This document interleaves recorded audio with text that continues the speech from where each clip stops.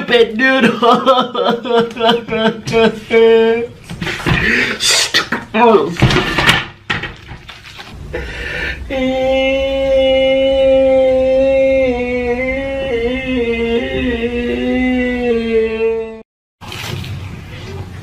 Nikocado.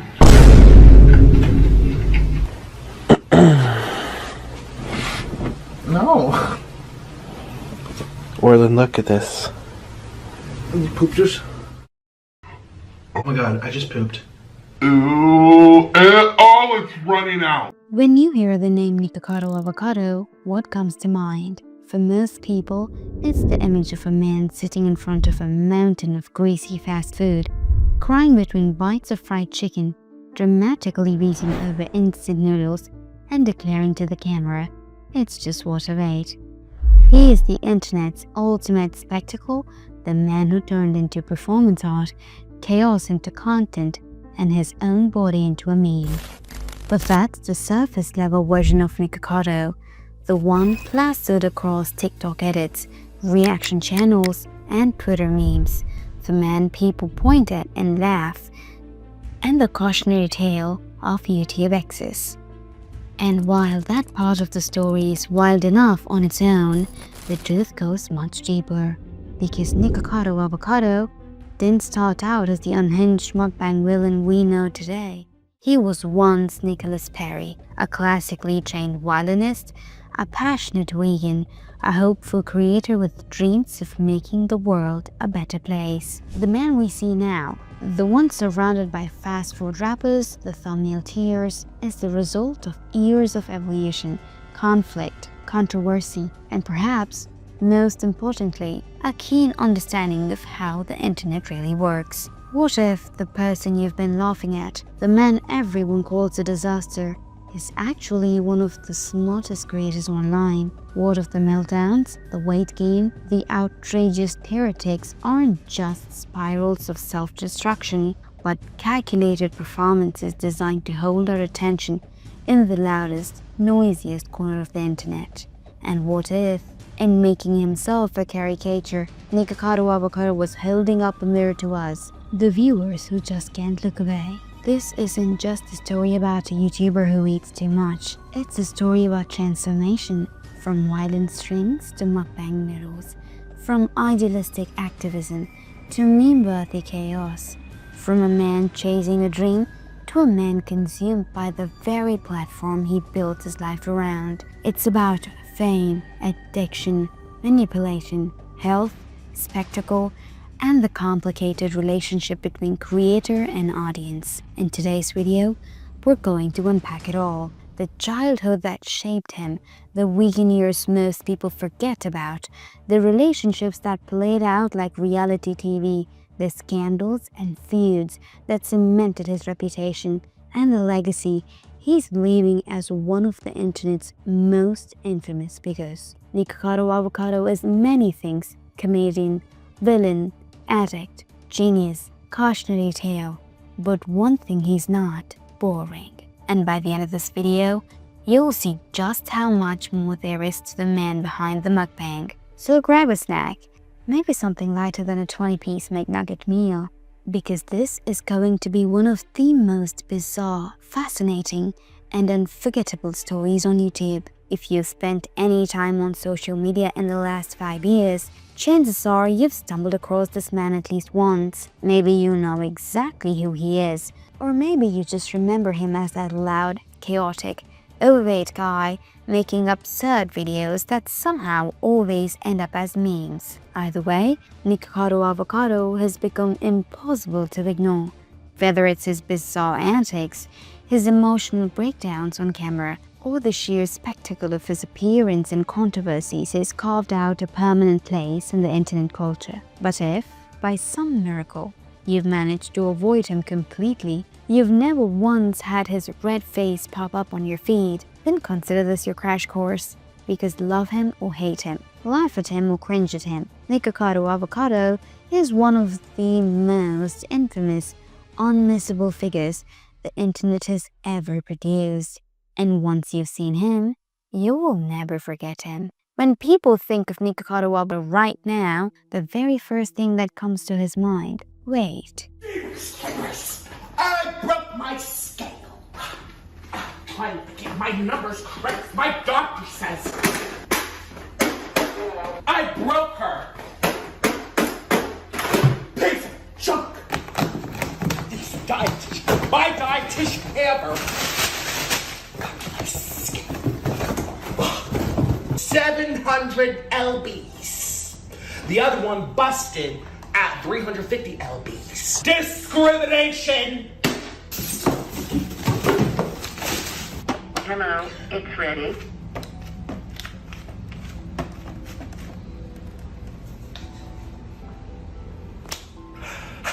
£403.0.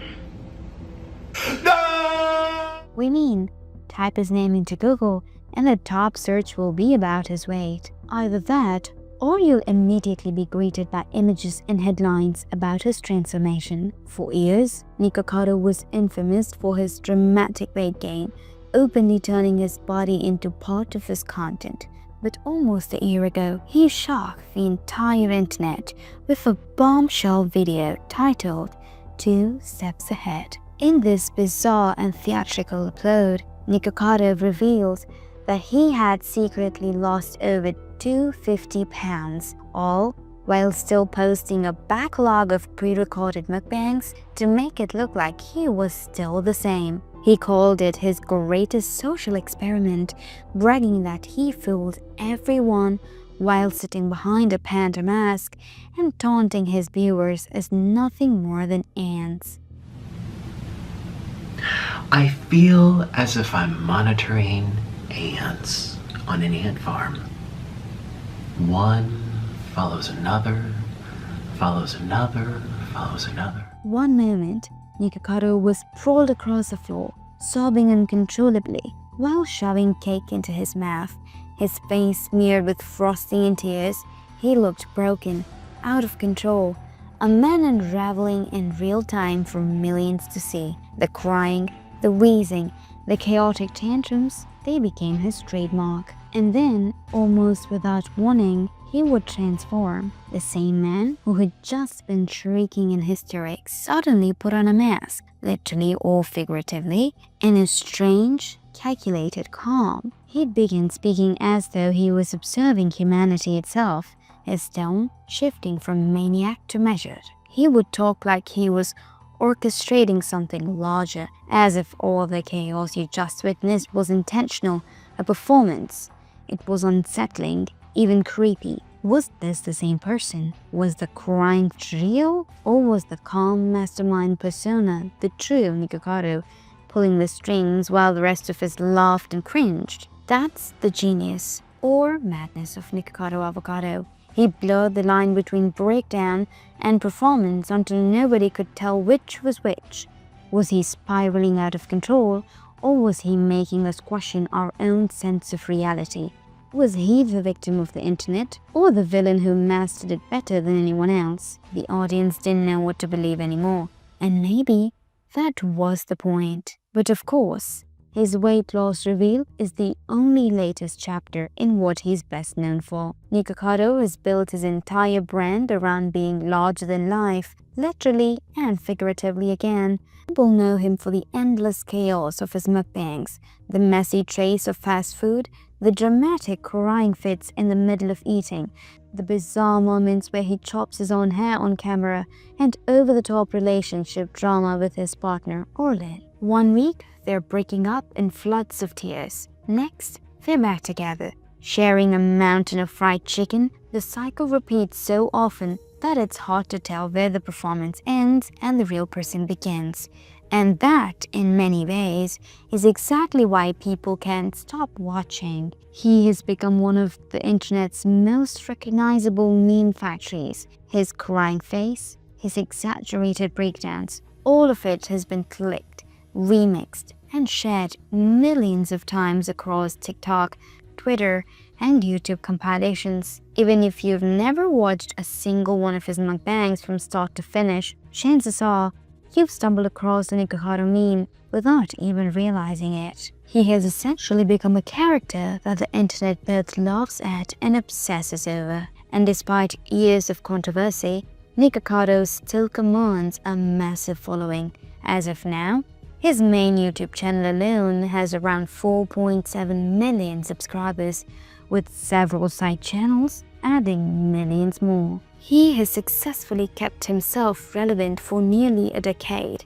constantly reinventing his image in ways that ensure people continue to click, even if only to see what train wreck is unfolding this time. Nikocado Avocado may have started as just another mukbang YouTuber, but today he's best known as the king of chaos, the crying, eating, haircutting, relationship melting meme that refuses to be ignored. However, before the mukbangs, before the chaos, before the internet dubbed him the fast food villain of YouTube, there was simply Nicholas Perry. And Nicholas didn't start his life the way most people expect. He wasn't born in the United States, and his beginnings weren't exactly smooth or stable.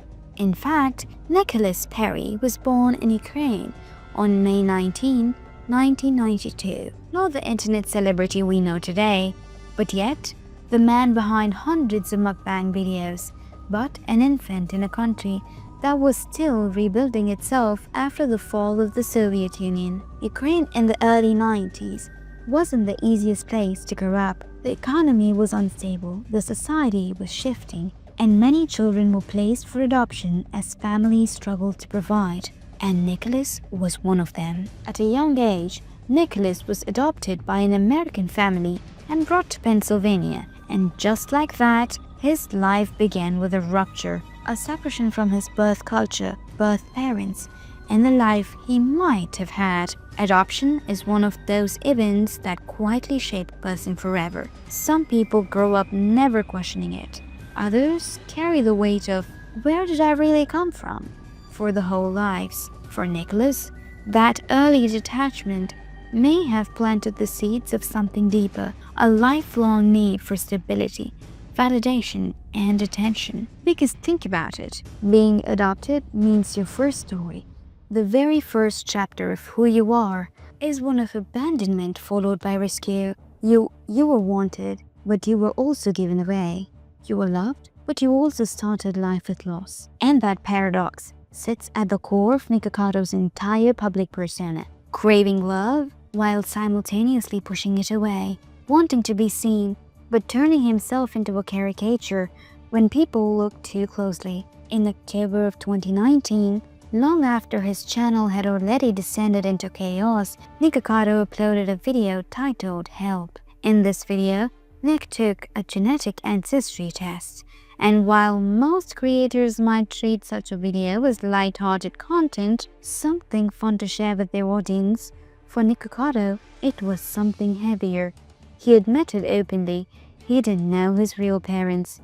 He would never truly know them because he was adopted. This wasn't new information.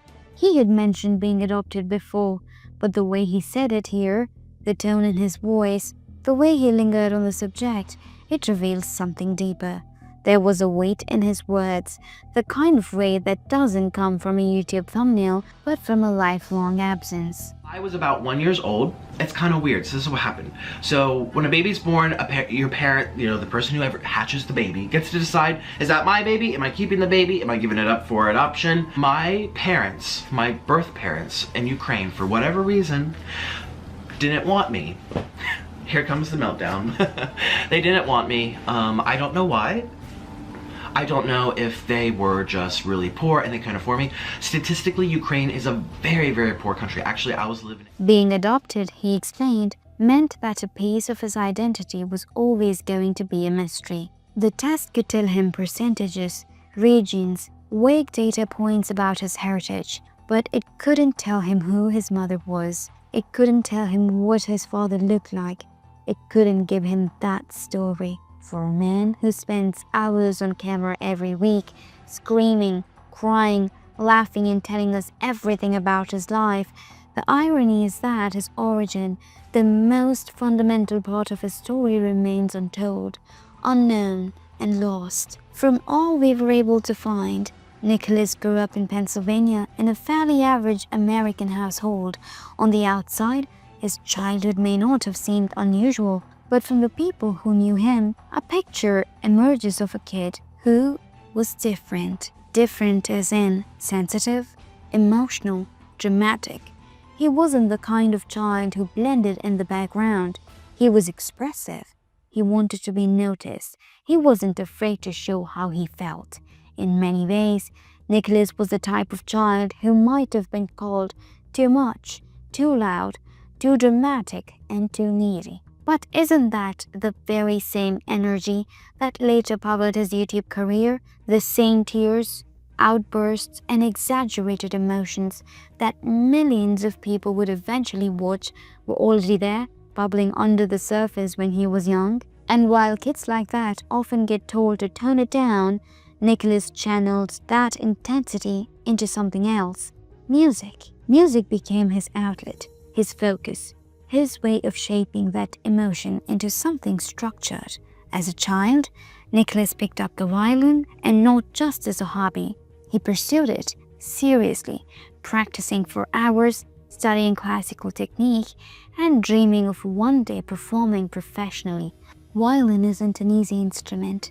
It demands precision, discipline, and patience.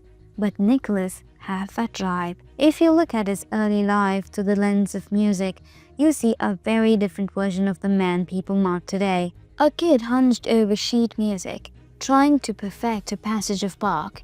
A teenager in rehearsal, working towards his dream of playing in an orchestra. Back then, Nicholas wasn't trying to shock people with outbursts or memes. He wanted respect, recognition, a stable career, a life shaped by art, not chaos. We actually came across this picture of him from high school, which quoted, "When words fail, music speaks." This alone shows how deeply Nikocado was inclined toward music. Unlike many people who usually pick up an instrument, he had a genuine passion and dedication to it.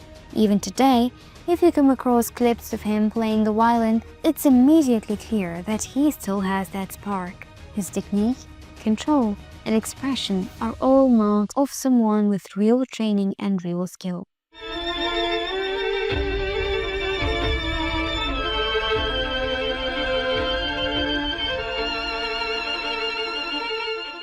We mean this isn't just nostalgia or forgotten hobby. He remains genuinely good at it, which only proves that his music ability wasn't some fleeting interest, but a core part of who he was. His dedication to the craft took him far too. He didn't just play for fun.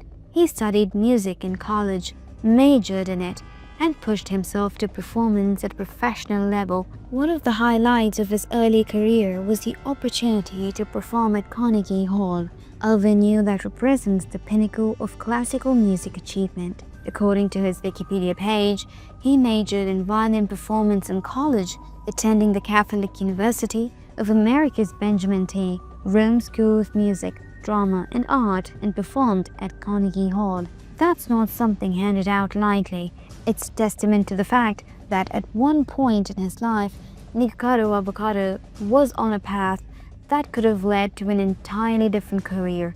Before the mukbangs, before the breakdowns, the memes, there was Nicholas Berry, a classically trained musician with undeniable talent. However, not only do we have his formal performances to look at, but there are also glimpses of Nikocado's musical side in more personal settings.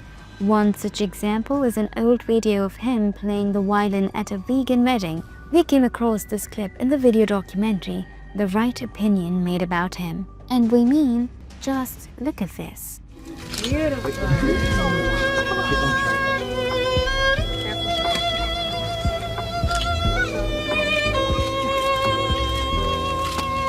Veganism affects not only yourself, but it affects other people. It affects the environment. It affects the animals, of course, animals that are being raised and killed for our consumption and usage.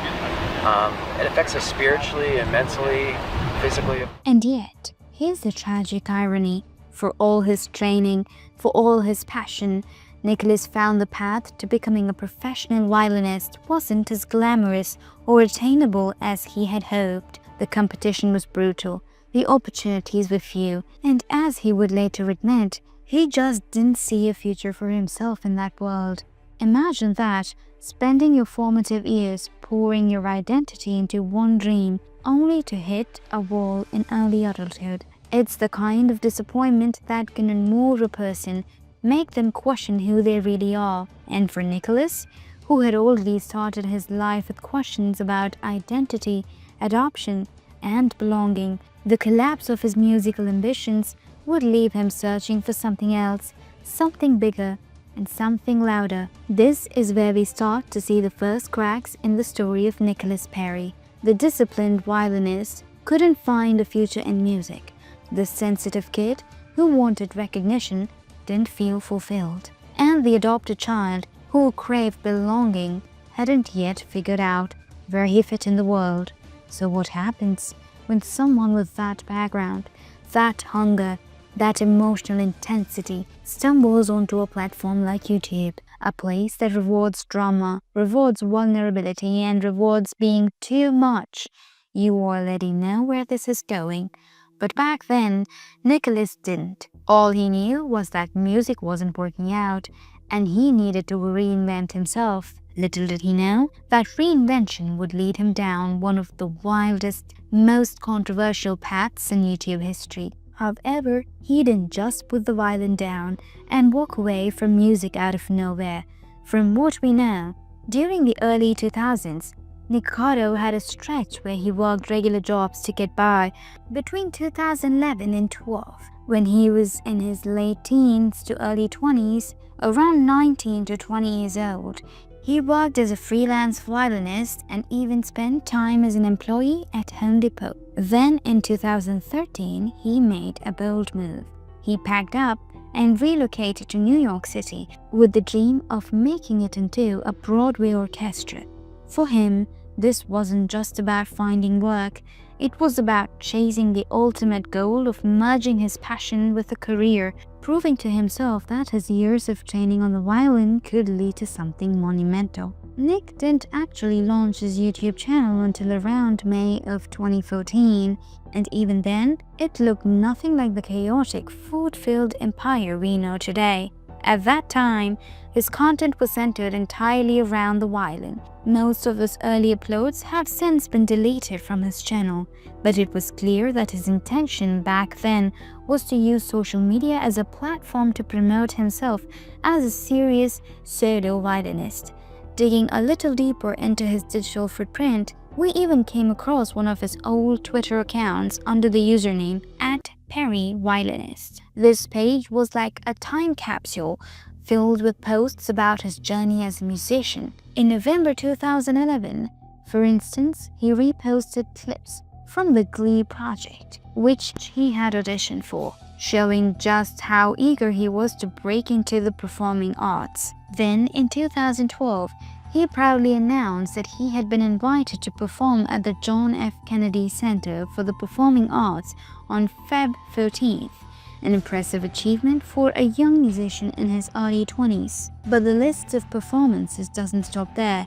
His posts also mention appearances at embassies, including the Embassy of Mexico and the Embassy of Republic of Bulgaria, both of which are prestigious venues for a soloist to perform in. On top of that, he noted that he served as the solo violinist for his university's spring musical, proving that his dedication to music carried across both academic and professional stages. All of this paints a very different picture of Nicholas Perry before the internet would eventually transform him into Nikocado Avocado, a serious, hard-working artist to carve out a place for himself in the classical music world. However, if you head over to Nikocado Avocado's main YouTube channel right now, you will see that it was created officially on 27th of May 2014. That means he's been on the platform for almost a decade, slowly building his presence, while his content went through some pretty dramatic shifts. Much of his earliest material has been wiped from the channel, but fragments still remain.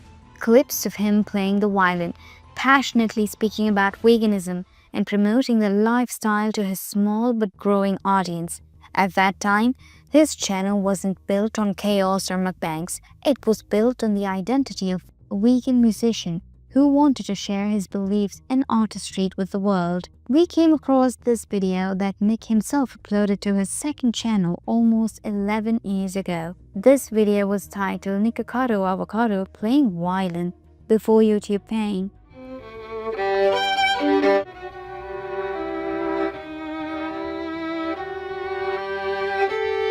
But what's interesting is that his entire journey didn't begin as Nick's idea. YouTube wasn't just some overnight epiphany he had while holding a violin. In reality, it was Olin, the man who would later become his husband, who nudged him toward creating content. Long-time followers of Nikocado will be familiar with Olin because he has been woven into Nick's story from the very beginning. Back then, Olin was also a vegan, deeply embedded in online vegan communities and very active on social media as a vegan activist. In fact, Nick and Olin's first encounter wasn't some grand romantic meeting in person. They actually connected through a Facebook group specifically for vegan men. Yes, that's right. Their relationship began in the comments and private messages of a niche internet forum. It sounds almost trivial, but it set into motion of one of the most infamous partnerships in YouTube history. What started as a shared interest in veganism would eventually evolve into something far bigger, shaping not only their personal lives, but the direction of Nick's entire online career. We think these two met each other in 2016 and then started talking online. From those conversations, a friendship blossomed. They started messaging privately, exchanging long thoughts about food, life, and personal struggles. Nikocado is mentioned in passing that Olin was someone who he could really talk to, and in a world where he often felt out of place, Olin provided a sense of stability. Nick and Olin met in person later that year at Woodstock Fruit Festival. Olin traveled from his native Colombia to the US for their first in-person meeting, which led to their relationship and eventual marriage in 2017. This was a huge turning point, not just romantically, but for Nikocado's entire life trajectory. We actually come across a video on Nick's second channel, posted in 2016, where Olin explains how the two first met, became friends, and eventually ended up together. According to Olin, the very first message Nick ever sent to him was simply telling him that he thought Olin was cute. From there, they attended a festival together, and not long after, Nick went back to New York and ended up staying with Olin for 3 days. At that point, they were still just friends, but Olin even helped Nick move into his new apartment and brought him a bunch of mangoes. Honestly, it's really a wholesome story, and seeing their early dynamic almost makes you wonder how things spiraled the way they did. Hey guys, so I'm going to tell you a story. It's story time with Orlin Home. So this is a story of how I met Nicholas. So this happened over 3 years ago, I think. We met on Facebook. I was in a Facebook group called Gay Vegan Men, and I saw this person posting about shampoo alternatives. And I decided to talk to him and give him some advice, because at the time I was a raw vegan and I was using all natural products, so I recommended some shampoo to him. And then we just started talking. The first thing he sent me was a private message, and it was, "You're cute," and a winking face. And I said, "Thank you." And then we just started talking from there. We weren't in a relationship at all, we were just friends. However, I decided to bring Nicholas gifts. I got mangoes from the farm I used to work at, and I put them as a carry-on in mesh bags, and I brought that on the airplane. I ended up having to pay $20 for each bag because I flew with Spirit Airlines and they ripped me off. So before I could get to the waiting room, the mangoes had to go through the scanners, and they literally thought the mangoes had bombs in them because I had an iPhone charger in one of the mesh bags, and I had the mangoes, and the mangoes have seeds inside of them, so it looks pretty fishy on the x-ray. So that was funny. They thought I had bumps, but they weren't bumps. They were... After the festival ended, I ended up going to New York again, and I spent, I think it was 3 days with Nicholas. I don't even remember. I have really bad memory for this kind of stuff. But I spent a few days with Nicholas. We didn't do anything sexual. We were just friends. I helped him move to his new apartment, so that was fun. We had to move his stuff from point A to point B, and it was actually a really nice bonding experience. Back then, they looked genuinely happy together, young, fresh-faced, and clearly fond of one another. But as you'll soon see, the relationship took a turn in the years that followed, or at least they portrayed it that way. Over time, their channels became flooded with videos of them fighting, crying, accusing each other of cheating, and constantly breaking up, only to get back together again. It was messy, chaotic, and became one of the main reasons people turned in to watch them. Don't worry though, we've got an entire section of this video dedicated to unpacking the infamous breakup saga and all the drama that came with it. For now though, let's focus on some of the earlier content Nick created after moving to Colombia to be with Orlin back when things were still fresh and full of potential. Like we mentioned before, when Nick first started his channel, his goals were pretty simple and straightforward. A. To showcase his talent as a violinist, and B. To share bits and pieces of his vegan lifestyle, often alongside Orlin. In fact, the name of his channel, Nikocado Avocado, that he believed in eating from the earth and had eaten more avocados than any person he knew. In between, he also began experimenting with mukbang style videos, though in early days, it was much more innocent. Think eating cereal on camera rather than the over-the-top food binges we know him for today. He even had a pet parrot that would occasionally make appearances, giving the channel a quirky little charm. We came across this old video of him eating cereal with his parrot. The caption of this reads, "Eating a healthy vegan breakfast." De maíz azucaradas. And it has a nice happy cow on the front. I don't know why the cows are eating the cereal. Oh, the cow milk.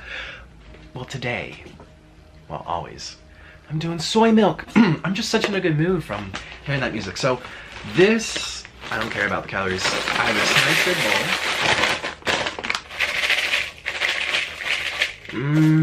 I'm gonna have the whole bag, like I said. And now we take the milk. Oops, almost dropped it. That's not good. I don't even have a table. I'm like sitting on the edge of a bed. But this phase didn't last very long. If you go to his channel now, the oldest surviving upload is a video titled "Why I Am No Longer a Vegan YouTuber." And that's really where the shift begins. The video was essentially a farewell letter to vegan YouTube, but instead of being bittersweet, it came across as raw and bitter. Nikocado explained that he felt the vegan community had become toxic, judgmental, and impossible to please. He claimed that despite living the lifestyle and dedicating himself to the movement, he was constantly attacked for not being vegan enough or for making small mistakes. The video description reads, "I'm no longer a vegan YouTuber. No, this is not clickbait. I think vegans are imbalanced, hostile, militant, and mentally unstable among the different types of groups or communities out there in the world. In this video, I go into detail about why I think vegans on YouTube tend to become mentally ill and why I no longer want to be associated with a handful of vegan YouTubers." So yeah, he went from a vegan YouTuber to a vegan-hating YouTuber, saying that vegans look ugly and are mentally unstable. One of the names he specifically brought up was Henya Mania, a vegan YouTuber who had announced her departure from the platform around that time. Nick used her exit as an example of how hostile and unsustainable the vegan YouTube space had become. If creators like Henya, who were passionate and dedicated, couldn't survive the constant criticism, what chance did he have? I haven't made a video for about 1 week now, and I have my reasons for that. I'm a little uncertain on how to properly begin this video because there's a lot on my mind and it comes from different comes from various angles. The first angle is that of Hanya Mania making a video saying that she's quitting YouTube, so to speak, but she's at least really fed up with the vegan online scene on YouTube. That kind of really pushed me to make this video because I've been having those thoughts and feelings for quite a while now. But it's some other things, some comments that I've been getting about having Noodle, Orland's pet bird. We're adopting a sloth from Florida. Getting a lot of crazy comments from vegans, of course, saying I'm not vegan enough, what I'm doing is wrong. And it's just, the third angle is that I feel like this is my moment to really speak what I'm feeling. Everything's kind of just molding into this moment.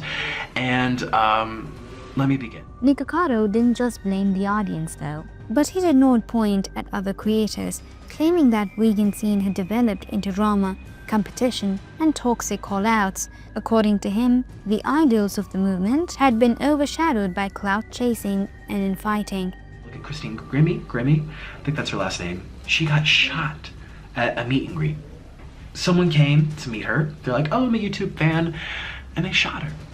And we look at the Mommy Tang incident right now, and I'm not going to give any details away, but yes, I have been oops, the battery's going to die again. Yes, I have been emailing her, and it's unfortunate. It's like, you don't know what someone can do to you to try to make your life shit for just... The video was long, emotional, and looking back, eerily foreshadowed the kind of chaotic, rant-filled content he would later become known for.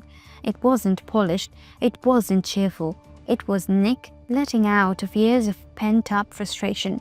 In short, this was the breaking point. This was the moment Nikocado declared he was done being a vegan YouTuber. What followed, of course, would be his infamous pivot into mukbangs, a decision that changed the trajectory of his career, his health, and his public image forever. We actually went through the comment section of this video, and honestly, it's wild. So many people were in shock, saying that they couldn't believe this was the same Nick that we all know today. And truthfully, it is kind of sad, and more than that, a little disappointing. Because back then, Nick seemed to have his life together. He had direction, he had discipline, he had purpose. One person under this video commented, I actually feel bad for him. Social media took a huge toll on his life. He needs a break. He needs to take care of himself. And another person commented, he was so healthy. He talked like a normal person. He didn't cry. He had his shit together. Damn. While some pointed out his video was the start of everything disastrous. But to be fair, during that time, the vegan YouTube community itself was going off the rails. A lot of the creators acted more like a cult than a community, constantly pushing their lifestyle on everyone else, calling out for not being vegan enough, and gatekeeping the whole movement. Now, of course, not every vegan was like this, but there was a very loud and very extreme corner of the internet that took things way too far. And maybe, just maybe, Nick was a victim of that pressure. So, he decided to walk away from veganism, and quitting itself wasn't necessarily a bad thing.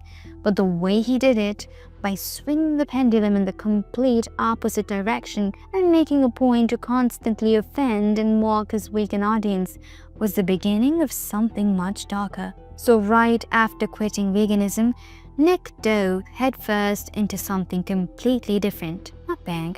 One of the very first videos he uploaded after making the switch was a super cheesy mac and cheese mukbang, and looking back, this moment essentially marked the start of his transformation. What's interesting is that mukbang, while extremely popular now in 2025, wasn't nearly as big in the Western world back in the 2010s. The concept itself actually originated in South Korea.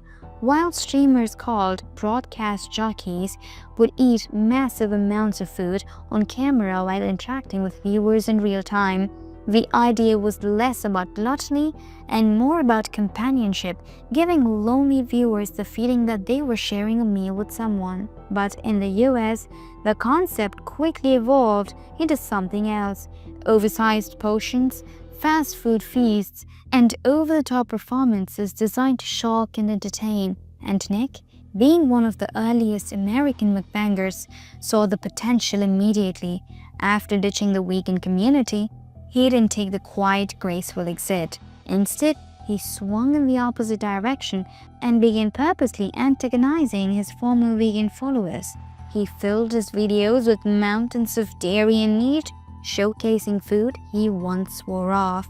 From there, Nick leaned harder into the shock factor, reviewing big-name fast food chains like Papa John's, Chipotle, Subway, Wendy's, Five Guys, Burger King, and Taco Bell. It was almost like he was on a mission to eat everything he had once denied himself. When you look back at the earliest phase of Nick's YouTube journey, a pretty clear pattern comes into focus. At first, his content was harmless, almost wholesome compared to what was to come. He would sit in front of the camera, try different foods, and give his audience little food reviews. Sometimes it was him cooking a simple meal, sometimes it was him visiting a restaurant and sharing his thoughts, and other times it was just him talking about his day while eating. Nothing too crazy, nothing too outlandish, just standard food-based content with a little bit of personality sprinkled in. But here's the thing, while this formula worked for a while, it exactly didn't set him apart. Nick quickly realized that his type of safe, tame content couldn't get stale fast. Audiences on YouTube, especially in the mid-2010s, were already becoming conditioned to crave bigger personalities and bolder videos. The rise of clickbait titles, shocking thumbnails, and exaggerated reactions was already shaping the platform, and Nick wasn't blind to that. He knew that if he wanted to stand out in a sea of creators, he would have to crank up the drama, and that's exactly what he did. The first major step in the shift was when he started taking direct jabs at the vegan community. Now, quitting veganism isn't itself wasn't unusual. Plenty of creators have switched diets without creating a storm about it. But Nick approached it differently. Instead of quietly stepping away, he turned it into a spectacle. He weaponized his departure from veganism and began making content that was deliberately provocative, especially toward his old audience. At this point, he wasn't just eating cheeseburgers or pizza for the sake of trying new food. He was doing it to send a message. Videos like "I don't want to be vegan anymore" and "Why veganism is wrong and makes people go crazy" weren't just about food. They were designed to trigger outrage. He knew full well that a large portion of his following at that time consisted of vegans who had once supported him, and by directly mocking and rejecting that identity, he guaranteed himself attention. And let's be real, attention is the currency of YouTube. This was also the era where we first saw glimpses of infamous Nick Face. You know, the one eye swollen with tears, his skin flushed red, mouth open in an exaggerated scream or pout, the kind of over-the-top expression that eventually became his signature thumbnail style. At first, it looked like simple clickbait, a way to stand out on the YouTube homepage, but over the time, that crying face grew worse and worse along with his wealth. We mean, look at the numbers. The first video where Nick dramatically announced "I don't want to be vegan anymore" pulled in over 1 million views. And why? Largely because of that crying thumbnail and his claim that veganism was destroying his health.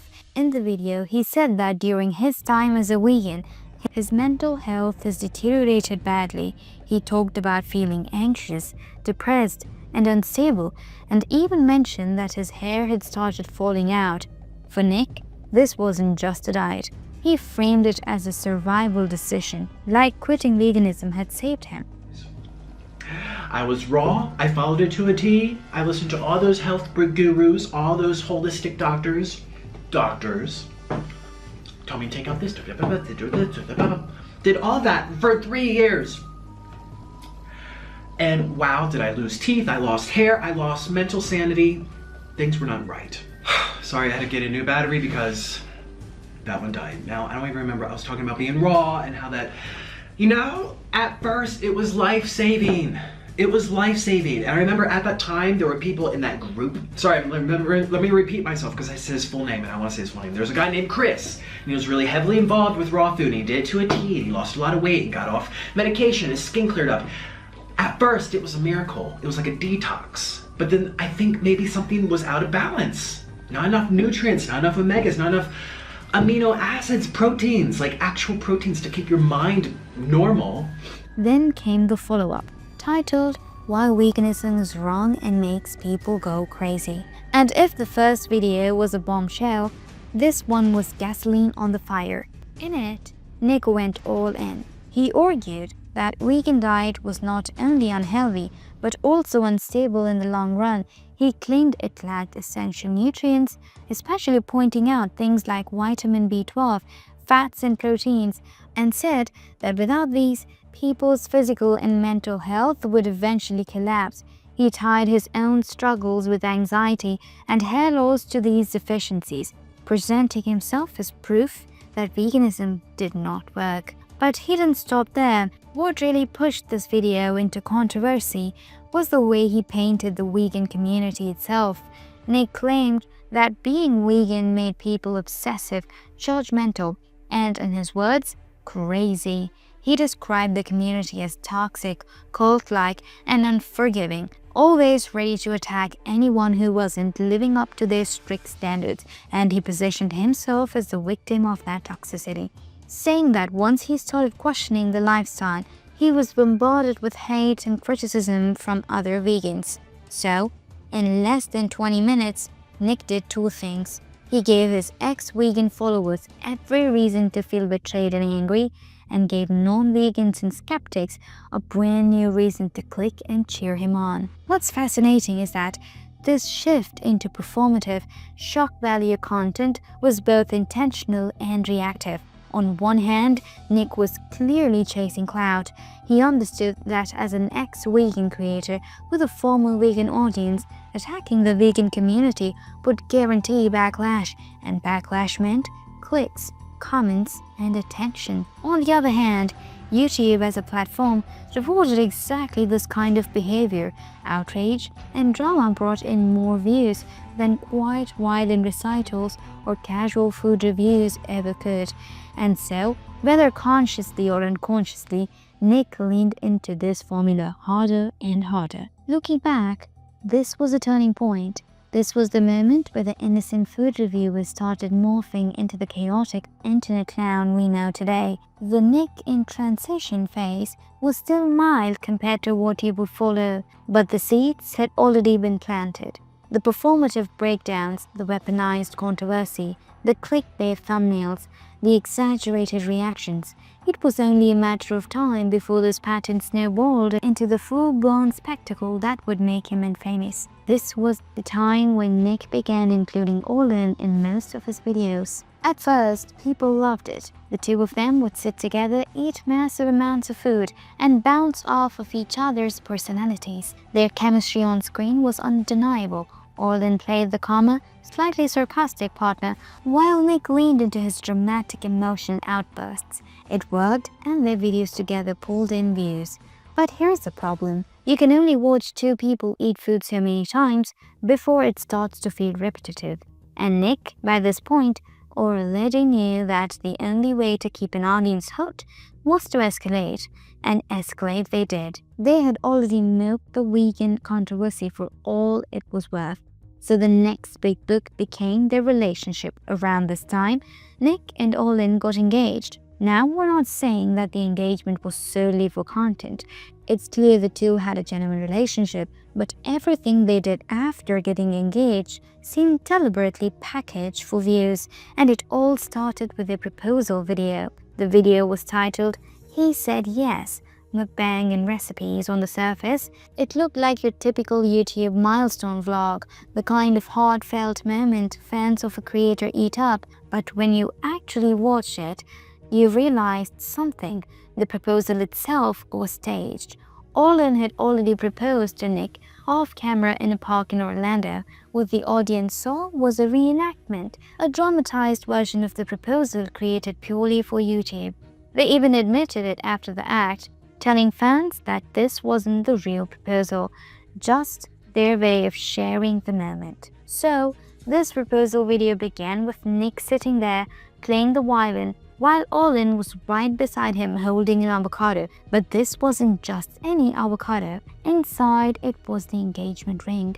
Olin kept trying to get Nick to take it, almost shoving it in his face at points, while Nick kept refusing, dramatically shaking his head and continuing to play his violin as if he didn't want anything to do with it. The back and forth went on until finally Olin dropped to one knee and proposed to him, turning what started as a silly act with a piece of fruit into an actual engagement moment.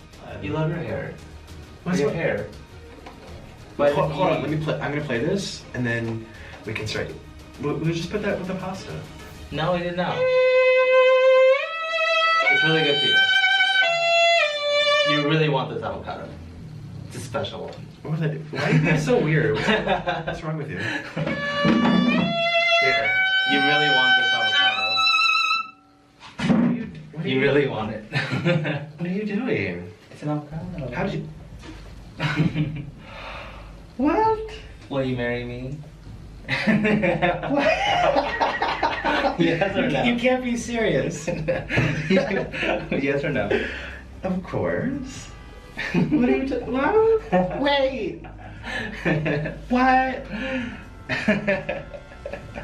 Wait, why is it? Orlin, wait, I don't even know what are you doing?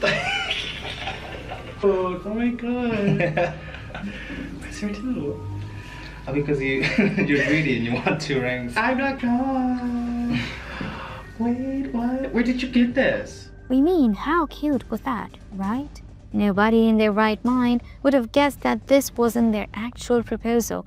It looked so genuine on camera, but in reality, it was all just acting. And it really goes to show how good these two were playing roles right from the very beginning.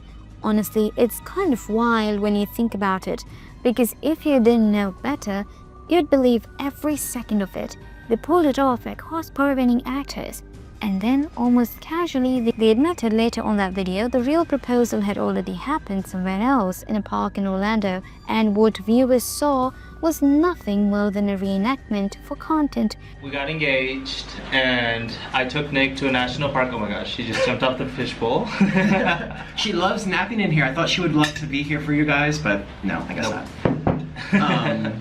So I took him to Kukui National Park. That's kind of close to where we live, and that's what we did. That's why he kind of wasn't a Snapchat for the first 2 days when he got here. Well, I got back from Los Angeles like. And honestly, that right there set the template for everything that followed, because from that point forward, their relationship became scripted soap opera, masquerading as reality. And we mean it.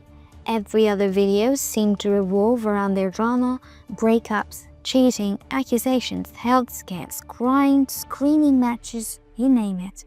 They didn't just eat food together, they weaponized their personal lives for content. The pattern was clear as day, and anyone scrolling through Nick's feed could spot it. After every handful of regular eating videos, there would be one big crying video, complete with Nick's now signature red, puffy, pure-streaked thumbnail face, plastered with some clickbait title like, "I was wrong," or "We broke up." And 9 times out of 10, it was about Olin. Nick would cry about how Olin was mean to him. Olin supposedly had an autoimmune disease. Nick would claim Olin was abusive, but sometimes Nick would admit to cheating. Other times, Olin was accused of it. And just when fans thought it was over, the two would get back together again, eating Chick-fil-A as if nothing ever happened. It was a never-ending cycle. Break up, cry, reconcile, repeat. And while some fans grew frustrated with obvious fakery, others couldn't look away. It was addictive. Nick and Olin had essentially turned their relationship into an ongoing reality show, one that blurred the lines between what was real and what was scripted, and that was the genius of it. Really, because no matter what you believed, whether you thought it was real drama or staged for views, you clicked. Looking back now, this was the era where Nick's content evolved into something bigger than mukbangs. Yes, he was eating food, but the food had become secondary. What people were really turning in for was the chaos, the drama, the spectacle. Nick wasn't just a mukbanger anymore. He was a full-blown intimate character. and Olin was the co-star. And if you scroll through his channel, the pattern is still obvious. After every string of videos of him devouring fast food, there's another tearful breakdown, another accusation, another cliffhanger in the soap opera that was Nick and Olin. We mean just look at his feed. There is him trying pizza noodles, popcorn chicken, galaxy pizza, and then there is him crying. Again, there he is, doing mukbangs, trying dumplings, and bam. And once again, serious allegations against my boyfriend. Honestly speaking, by this point, they had turned their entire relationship into a running joke. No one could take them seriously anymore because people had started to recognize the formula. Fake fights, dramatic reconciliations, over-the-top crying thumbnails, and constant clickbait titles. Viewers weren't sure what was real and what wasn't, and eventually, most people just assumed that everything they did or said was for the camera. It was a pattern, clear as day, and once you saw it, you couldn't unsee it. And if there was ever a perfect example of just how far Nick and Olin were willing to take this cycle, it came only 2 weeks before the wedding. This was not just another crying thumbnail or another vague breakup story. It was their first major controversy, the one that really set the tone for everything that followed. Nick uploaded a video titled, "This is not okay," and right from the start, you could tell this was going to be different. There he was, sobbing into the camera, tears streaming down his cheeks, his voice breaking as he explained that he and Olin had gotten into a fight and that he hated when they fought. The video did not open with food or light-hearted banter or even one of Nick's comedic breakdowns. It opened with pure, raw, messy emotion. According to Nick, the argument had started over something almost laughably small, dumplings. They were trying to make them together, but things weren't going well, and Nick eventually took over. That was when Olin, clearly frustrated, left the room, but Nick did not let it go. As he continued cooking, he muttered cruel things under his breath, convinced Olin was too far away to hear him. What he did not realize was that Olin had not actually left. He was sitting quietly on the stairwell, listening to every single word. Good at it either. We both don't know what we're doing. And so we're trying to do these darn dumplings. And they were so freaking hard. They were so... You didn't have enough flour, this and that. It just looked so easy. We were just got so frustrated. We didn't eat anything in the morning. We were just kind of... And so I just took over. He got really upset. And he went upstairs to sit by the stairwell. And I was in the kitchen doing the dumplings. But I was angry, and I was saying things to get it off my chest. I was saying things, when you're angry, you say things you don't mean. You say things that will hurt people. Anyways, he went to the stairwell. He was sitting at the top of the stairwell, listening to me speak out loud my frustration. And I was basically, I don't even want to say what I was saying. It's really bad. Oh, it's so embarrassing. But long story short, I was just being ungrateful for where we live. We have an apartment, we have plants, we have a bed to sleep in. Sometimes I can be so ungrateful. I really try. I try, and it's really it's because of him. He's the one that helps me be grateful. And so once he heard me say something really terrible about him out loud, just to, in the heat of the moment, he came downstairs and he was cutting up mangoes and crying, and I was just ignoring him. He was sitting on the floor, and I go over to him because I hear him crying, and he had, the knife to cut the mangoes. He had it in his butt. Nick admitted in the video that in his anger, he had been ungrateful for where they were living. But long story short, I was just being ungrateful for where we live. We have an apartment, we have plants, we have a bed to sleep in. Sometimes I can be... He did not spell out the details, but if you connect the dots, it is not hard to guess. At that time, the two were living in Colombia, Olin's hometown, and it is likely that Nick's comments were directed at the country itself. We will discuss what we think Nick was talking about later, but that would explain why the fight escalated so quickly, because it was no longer just about dumplings. It was about respect, identity, their life together. And as Nick continued recounting what happened, the story only got darker. He said at that one point he found Olin crying with a knife pressed against his head. He was sitting on the floor, and I go over to him because I hear him crying. And he had, the knife to cut things. He had it in his back. Nick claimed he rushed to stop him, but Olin ran upstairs. Nick followed, scolding him for making what he described as a suicide threat, something Nick admitted terrified him because one of his own family members had struggled with suicidal behavior. But the situation did not end there. According to Nick, when he left the room, Olin grabbed another knife and actually cut himself. I don't know what he took another knife, and I didn't see it. I didn't even realize that he went upstairs to cut himself. And the reason, okay, so let me tell you. Last night before bed we were in here, and he came up the stairs, and his thumb comes in his arm. So many cuts, that really freaks me out.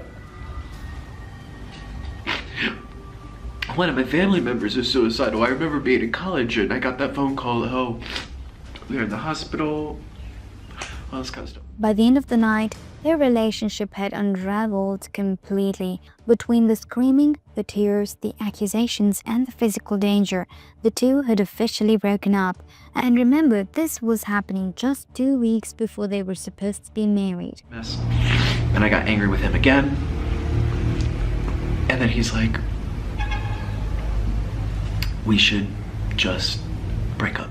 Fans did not take too kindly to this video either. Many thought Nick was being overly dramatic about a fight that started over dumplings, while others called him out for badgering Olin so much over a failed recipe that it led to him cutting himself. The backlash in the comment section was immediate. The viewers openly mocking the situation and questioning Nick's decision to air it out online.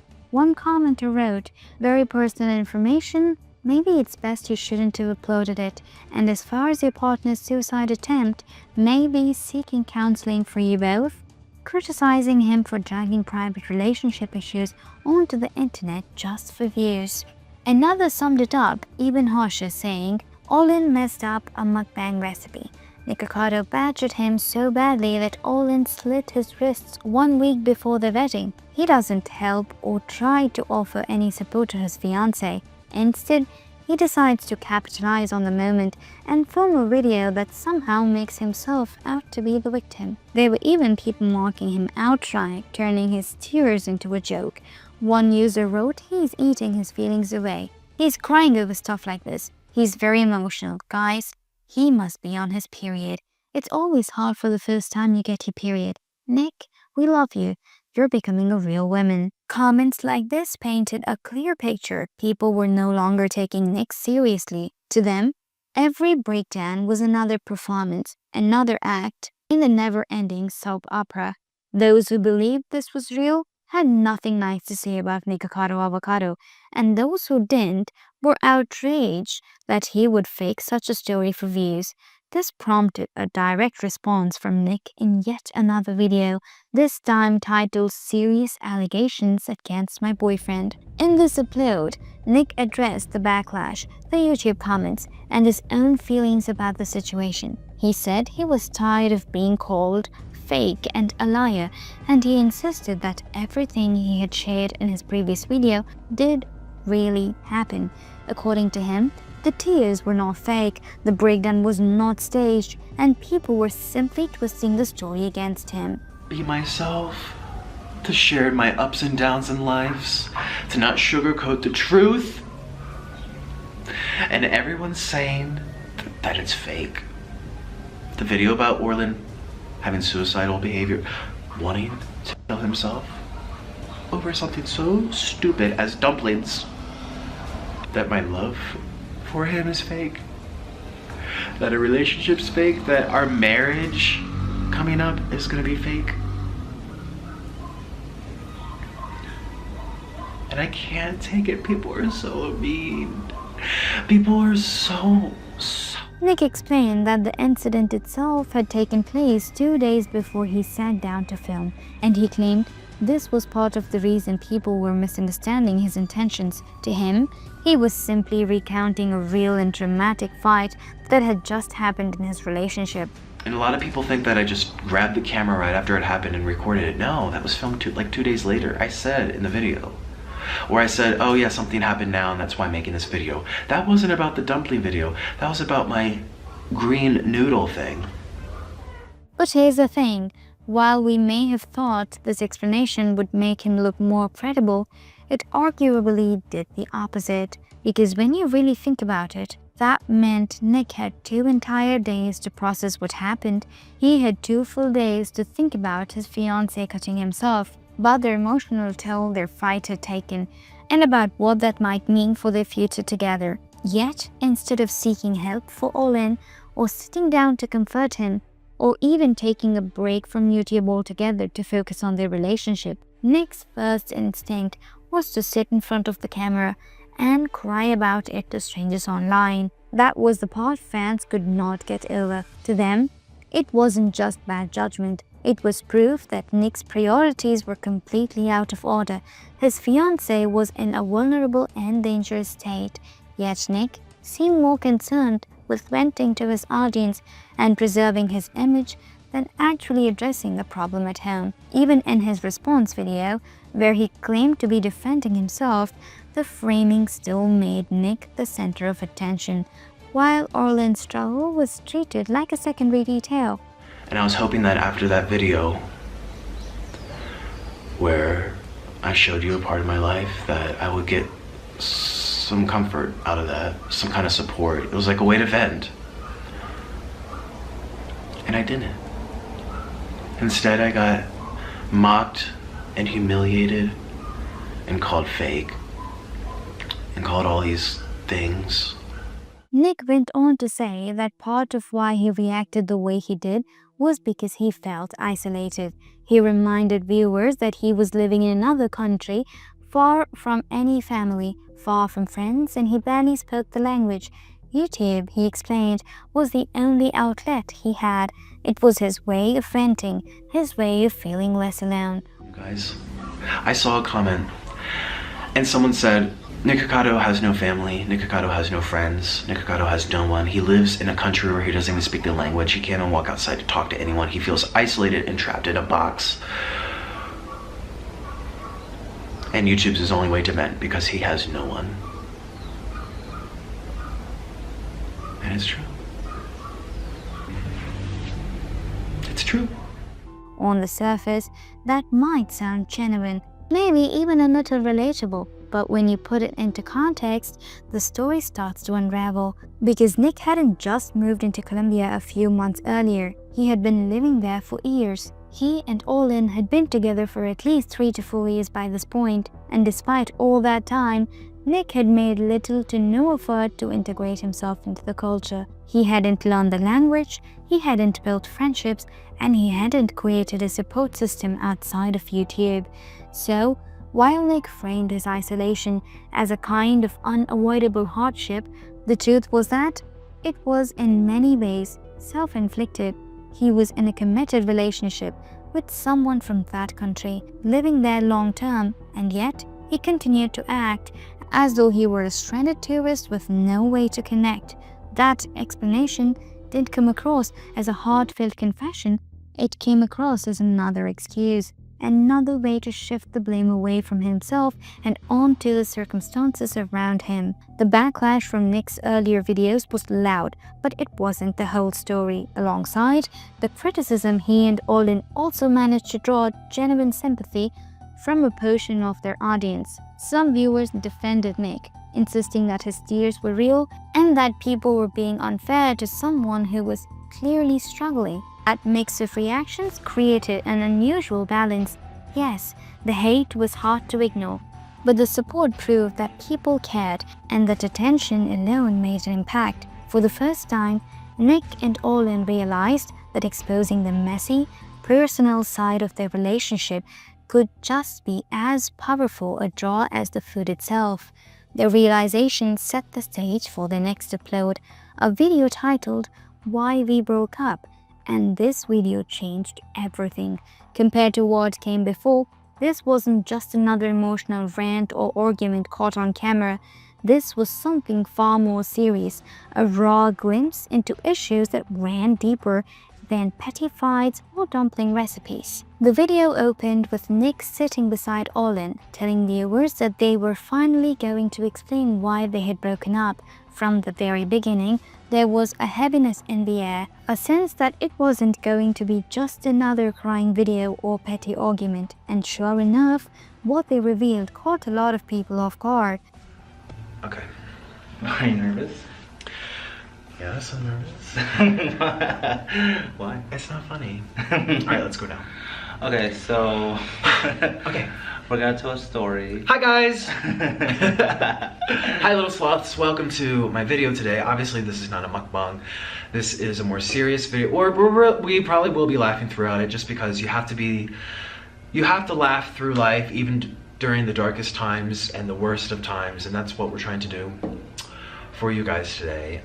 And again, parents, I know this is a children's channel. I always say my mukbangs are like for kids and everything, so please don't watch this with your kids. It's not like kid appropriate, and don't worry though, we're not. Nick explained that about 10 months earlier, they had gone to a world trip. As some of you may or may not know, Nicholas went on a trip to America.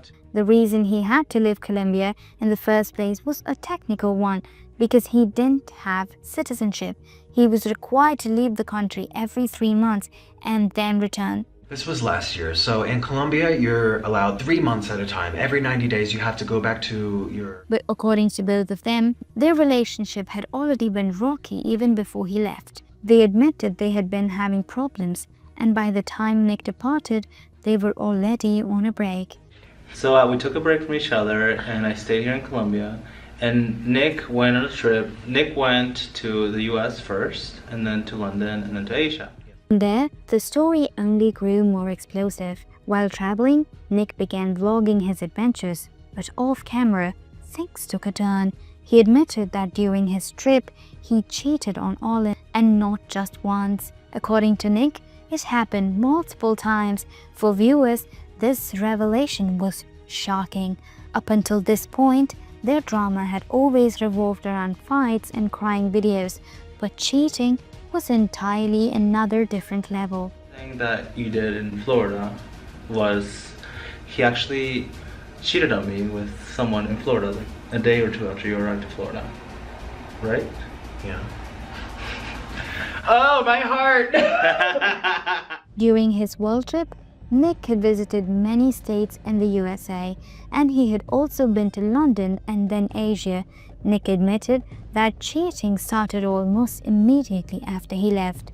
According to Olin, just a day or two after Nick arrived in Florida, he had already hooked up with other people. Olin explained this part of the story himself, saying it happened once or twice, and you could tell by the way he recounted it that he remembered the details perfectly. For him, it was a painful memory, something that stuck with him. Nick, on the other hand, seemed hazy about it, almost dismissive, as if he couldn't recall exactly what had happened. So then after, how many hookups do you have in Florida? I don't remember. Well, I think he tried to have 2, but he only had enough time for 1. I don't know, two or something. The contrast between the two of them was striking.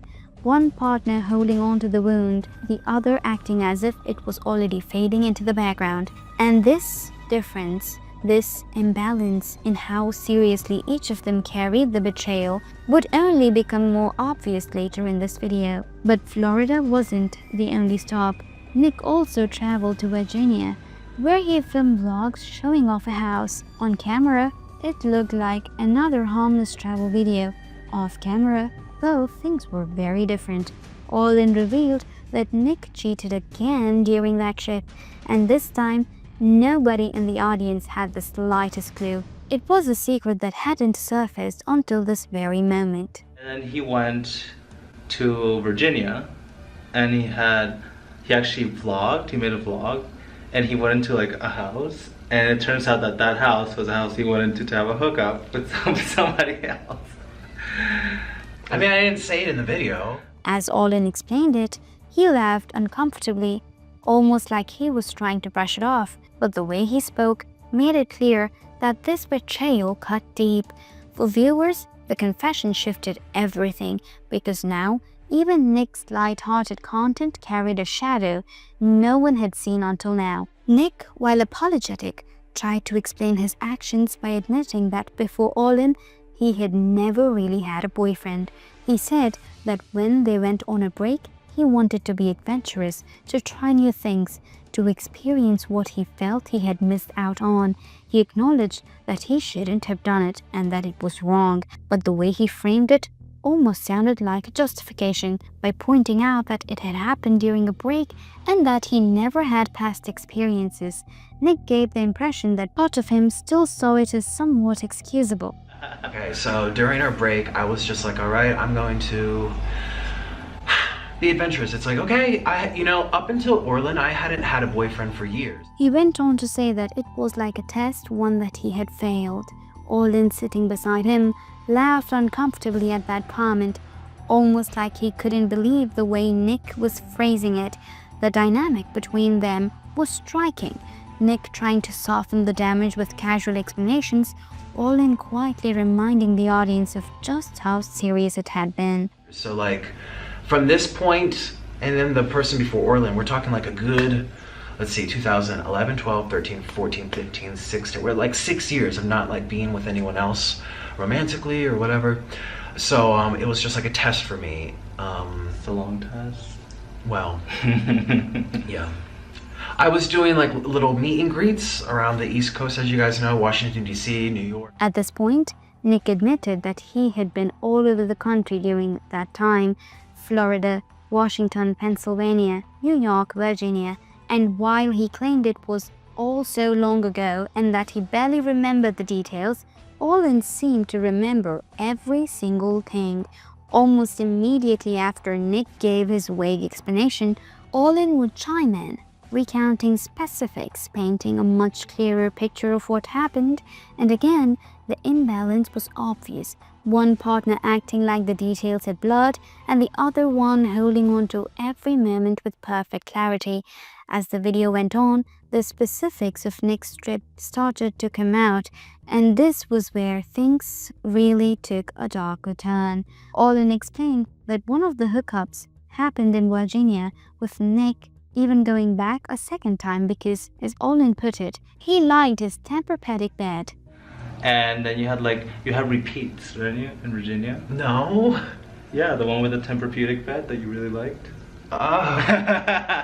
You double did. I know you remember better than I do. I tried to block this out. But that was only the beginning. Orlin then brought up Washington, and Nick, instead of denying or clarifying, casually laughed and admitted that he had been with 4 or 5 men there. He said it with a laugh, but Orlin's reaction told a different story. He laughed too, but his laughter came off uncomfortable, forced, the kind of laugh people use to mask their pain. Double dipped and you had a There was friend. like 4 or 5 in DC.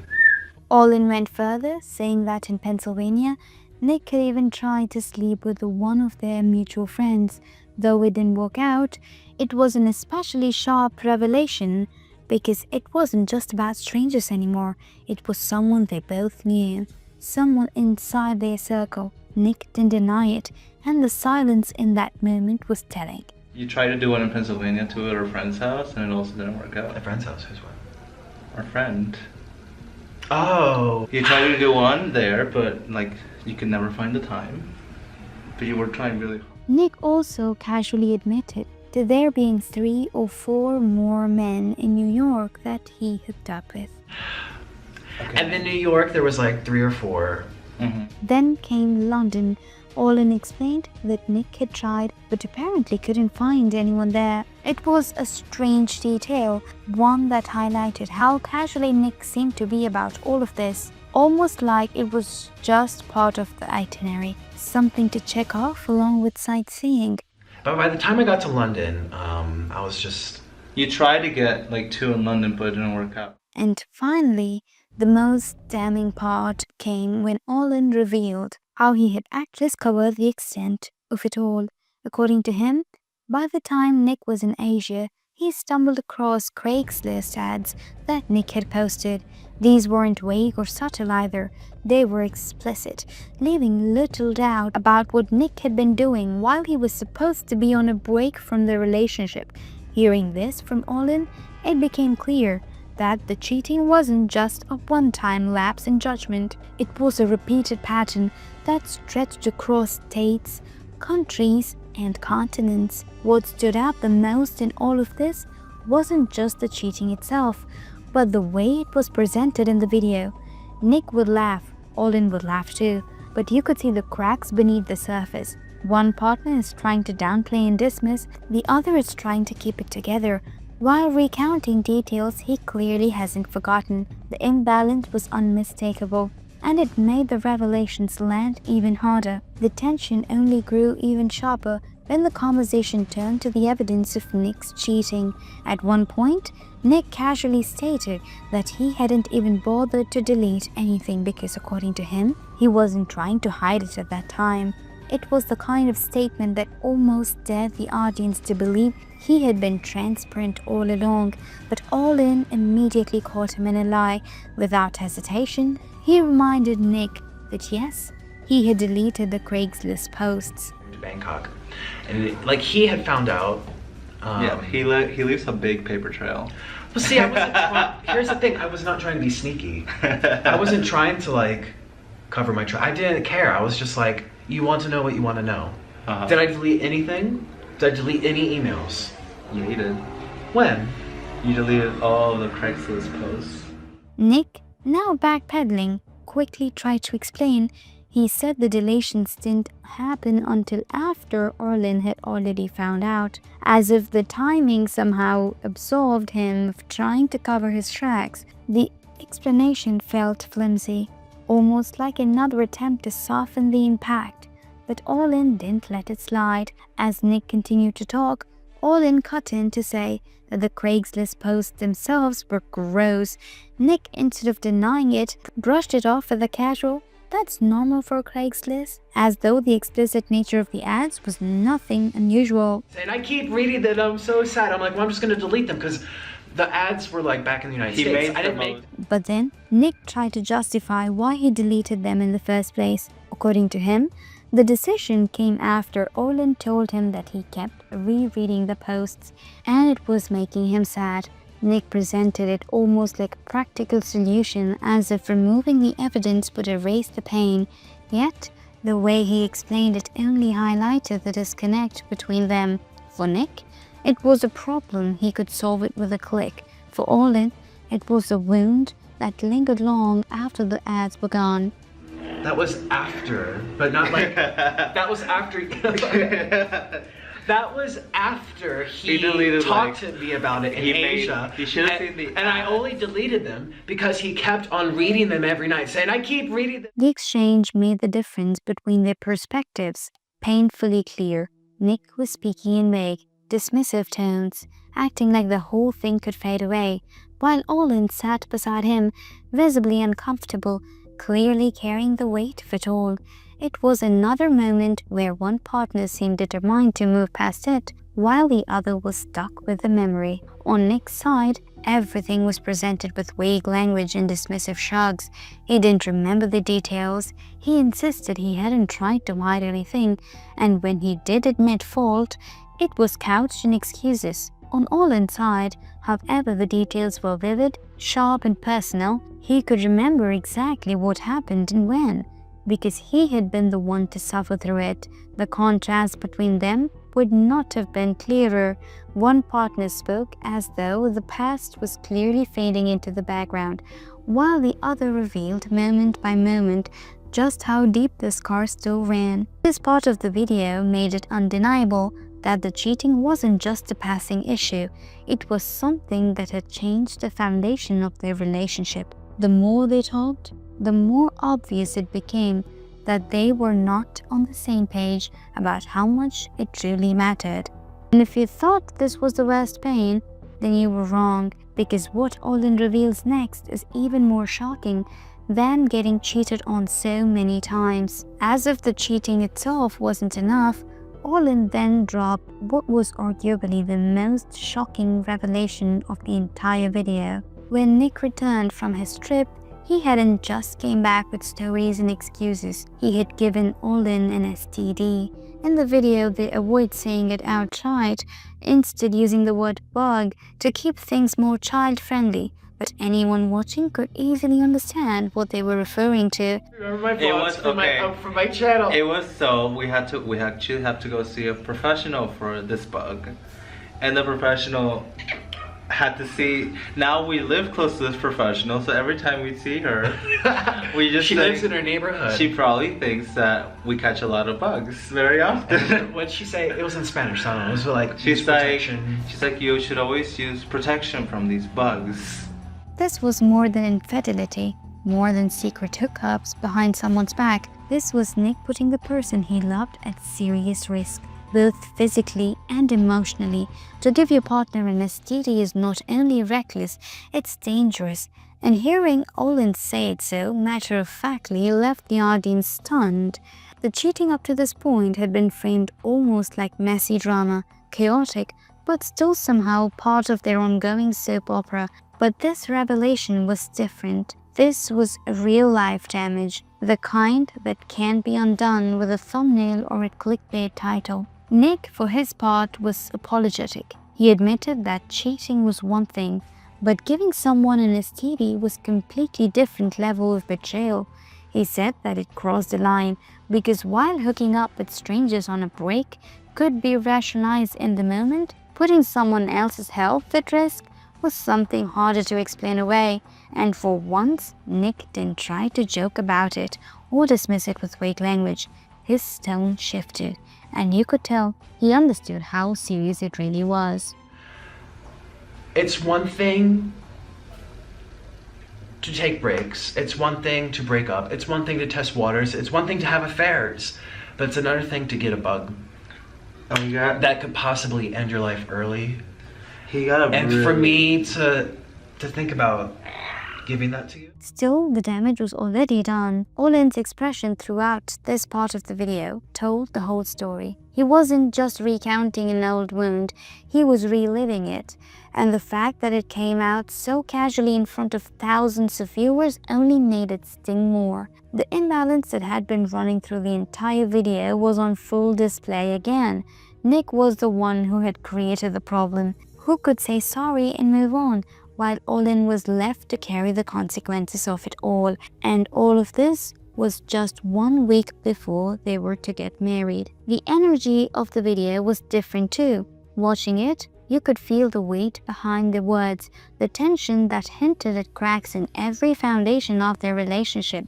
It wasn't just chaos for entertainment anymore. It felt like a pivotal moment where viewers couldn't tell if they were watching content or witnessing something real unravel, and things would get more dramatic and unpredictable from here. Soon after all this, Nick and Olin surprised their audience again, though this time in a much different way. Instead of drifting further apart, the two of them actually flew to Florida to get officially married.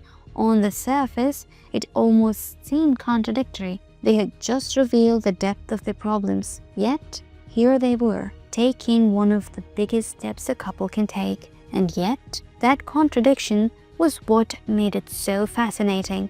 The wedding itself was simple. They had a small courthouse ceremony with close family members present. Nothing over the top, nothing staged for a viral moment. It wasn't a massive influencer production, but it carried its own weight. This was still one of the more well-known gay influencer weddings of the time, coming on the heels of the legalization of same-sex marriage, which gave the event an added layer of significance. For their fans, and even for casual viewers, it was surreal to see them commit so firmly after everything that had just unfolded. Matrimony in accordance with the laws of the state of Florida. You will be exchanging vows that will unite the two of you in marriage. These vows are an outward symbol of the inner union of your hearts. Nicholas, repeat after me. I promise to love you. Sorry. I messed up. To make our home.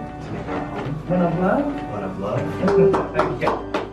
Another reason the marriage felt so important was that it solved a very real problem for them. Up until this point, Nick had to leave Colombia every 3 months since he didn't have citizenship and he couldn't stay indefinitely. It was disruptive and exhausting, constantly breaking up their lives so he could fly back to the US before returning again. Getting married changed that. Now, Nick could be granted residency and eventually citizenship, which meant stability for both of them in a way they hadn't had before.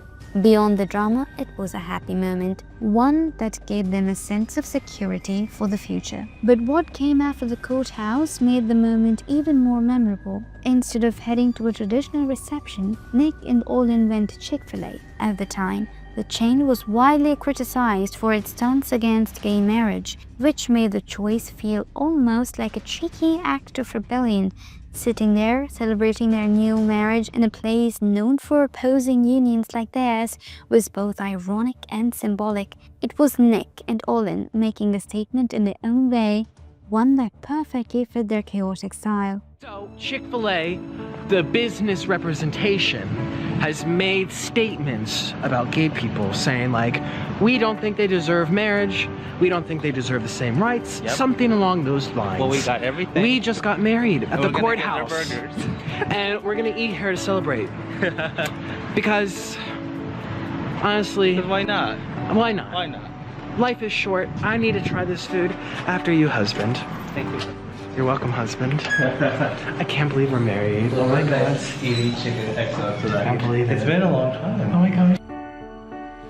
What stands out most about this period, though, is the contrast it represents. Clearly, there was still care between them, maybe even love, strong enough to push them forward despite the hurt that lingered from the early betrayals. At the same time, it's hard not to see the seeds of resentment already planted.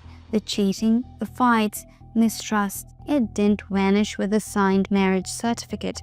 If anything, it was quietly woven into the foundation of the marriage itself, foreshadowing the spiral their relationship would take in years that followed. After their wedding, Nick and Olin decided to take a trip to Thailand. It was meant to be a honeymoon of sorts, a reset after the chaos of everything that had led up to their marriage.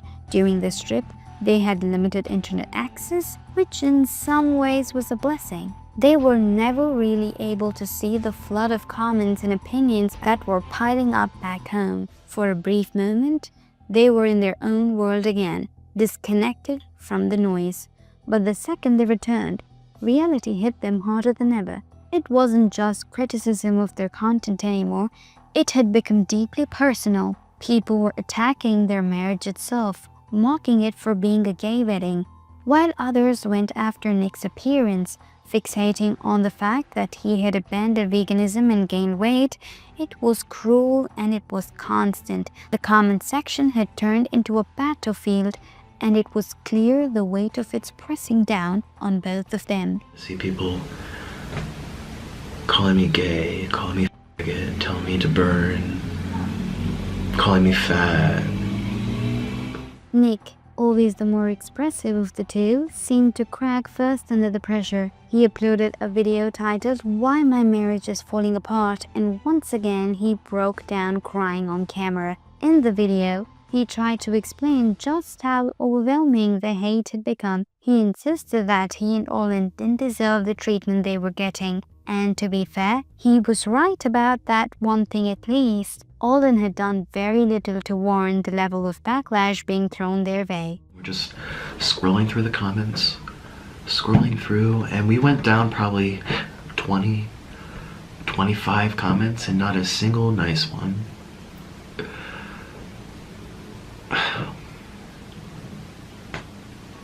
Not a single one. I remember Orlin went into the other room because he felt really hurt. And I went on You Now.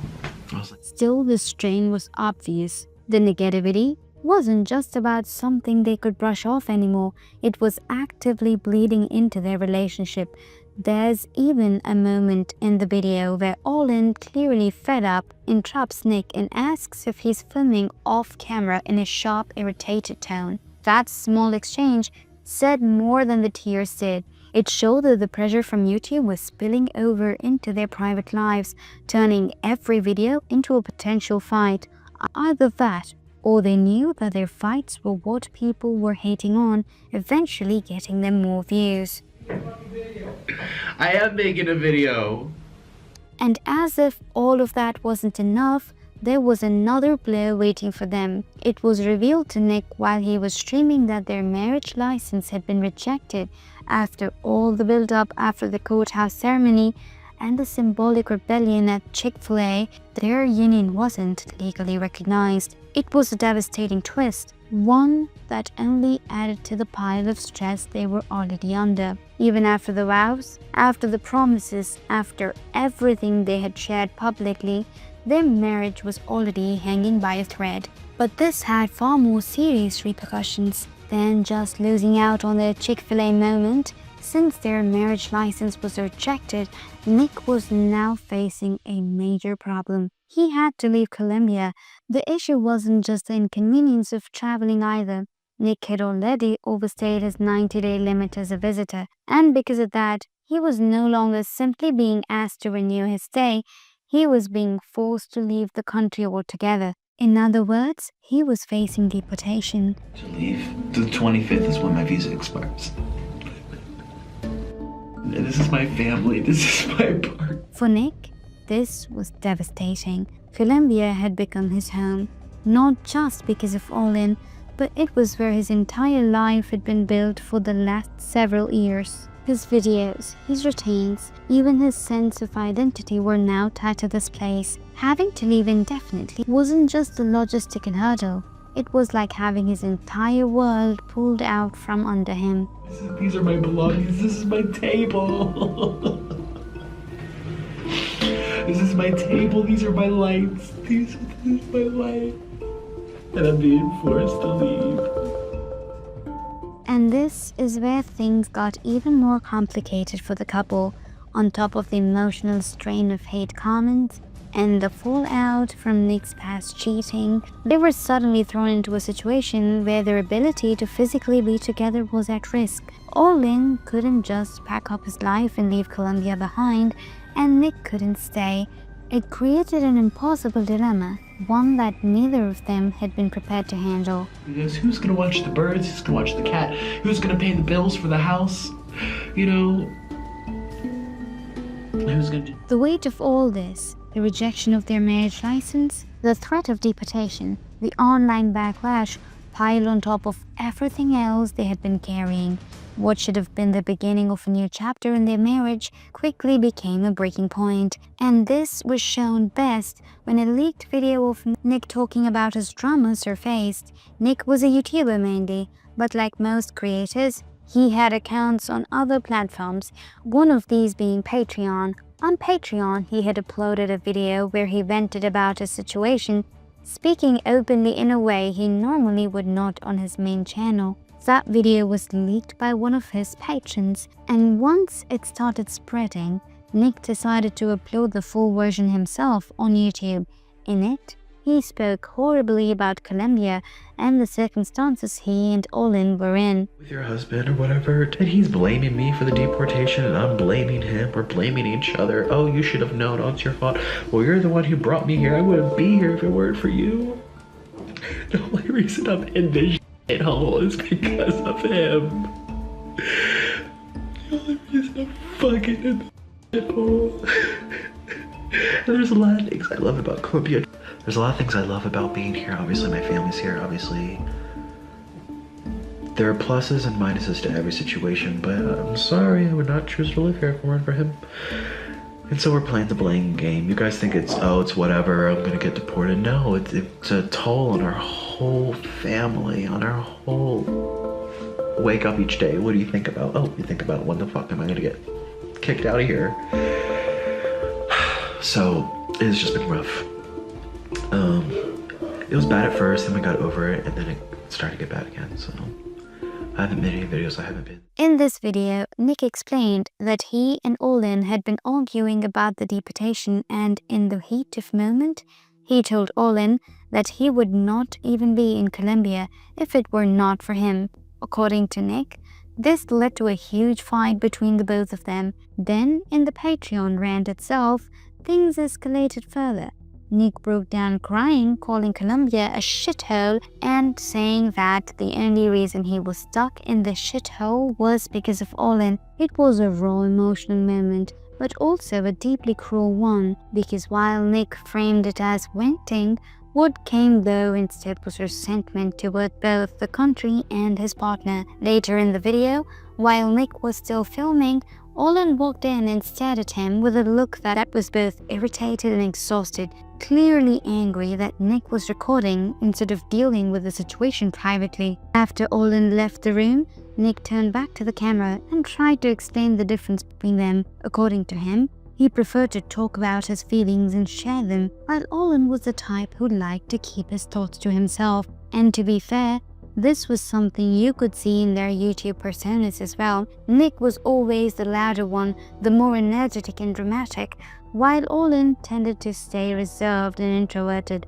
Anytime the audience ever heard about Olin being upset at comments or stressed about the negativity, it was usually through Nick, who was the one vocalizing those feelings on camera.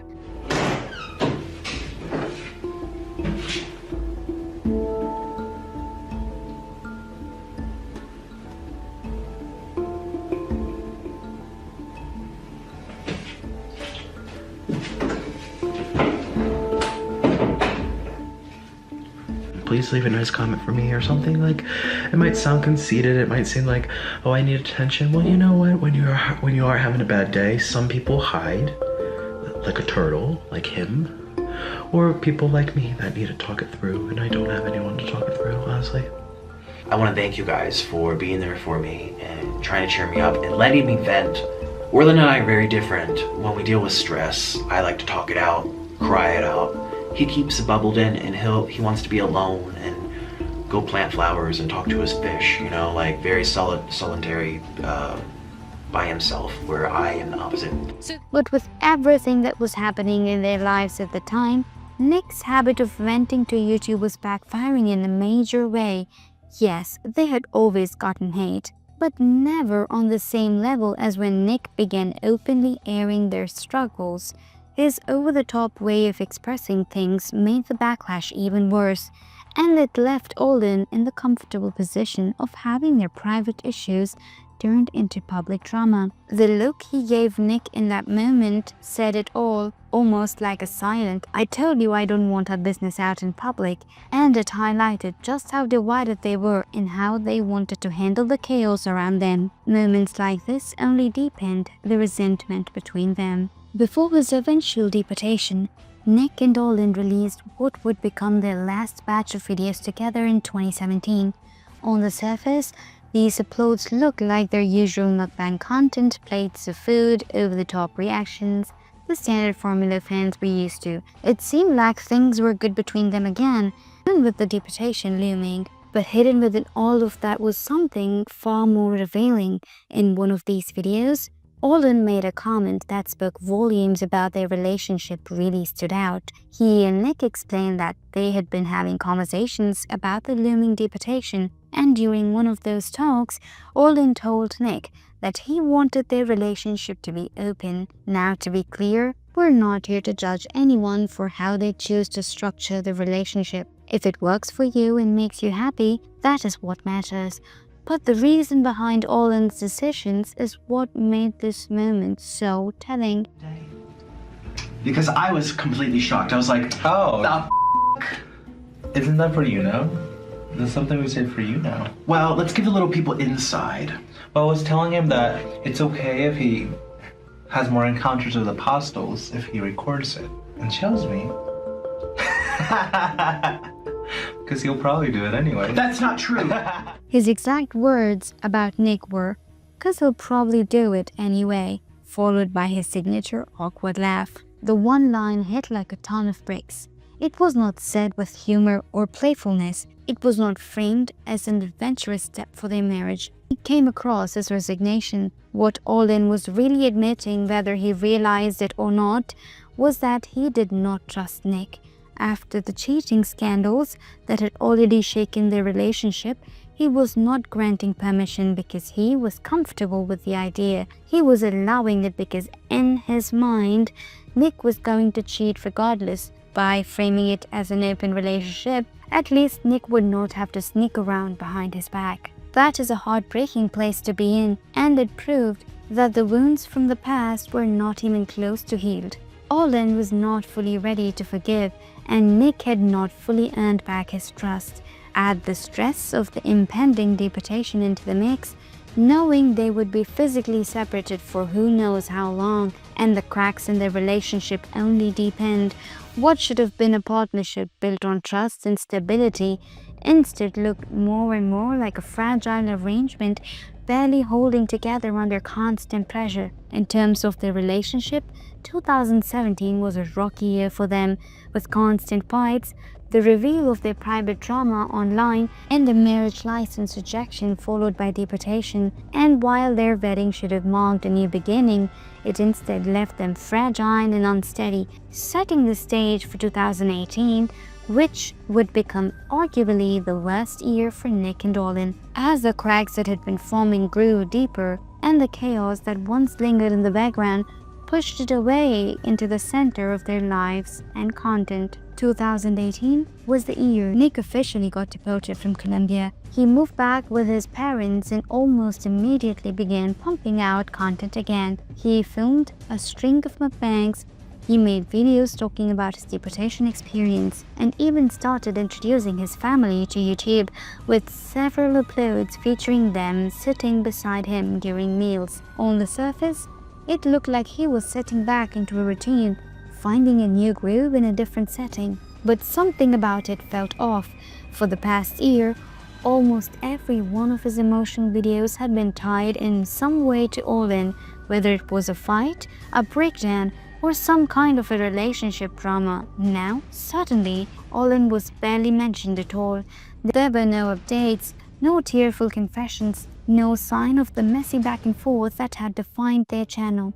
In one of his mukbangs with his sister, there was a moment that definitely left an impact on Nick. Judging by his reaction, the video started off light-hearted, with Nick introducing his sister to the camera and setting up the meal. As they began eating, the topic of Olin came up. Nick almost casually tried to share a memory, saying, "Remember when we first started dating? Olin was too shy to kiss me in front of Mom and Dad." His sister shook her head and said she did not remember. Nick began to recount the story for the viewers, filling in the details, with the sister Maggie suddenly cut with a blunt comment. "You don't deserve him." Nick didn't laugh or smile. Instead, he paused for a moment, clearly caught off guard. After a stretch of uncomfortable silence, he quietly agreed, though his expression was troubled. A few minutes later, he circled back to the comment, asking Maggie why she had said that. Her response was direct and unwavering, "Because he is better than you." This time, Nick didn't try to brush it off. He gave another small nod, but his face showed the weight of the words. It was one of those moments that hung in the air, uncomfortable to watch, where it was obvious he had been hurt. The rest of the video moved on, but the sting of what had been said lingered, and for viewers, it was impossible to ignore how deeply Maggie's remark had affected him. Thumbnail. I'm having my sister hang out with me and eat this Applebee's with me, grab some food, and let's feast. Maggie, remember when we got married and Oriel was too embarrassed to kiss me in front of Mom and Dad? No. Yeah, I went in for it, and well, he just wanted to hug, and I made him kiss me. But we were talking about the whole night before. He's like, "Nick, I don't kiss in front of my mom. I even hold your hand from it, Mom. I like to keep private." I was like, Orlin, it's a wedding. They don't care. They want to see their son happy. They're like, "Yeah, we're happy." Excuse me, you're happy, but you don't have to kiss me. And so I had to like go in there and make him kiss me. You don't deserve him. Oh, I know. He's so good. I love him. He's just perfect. He is.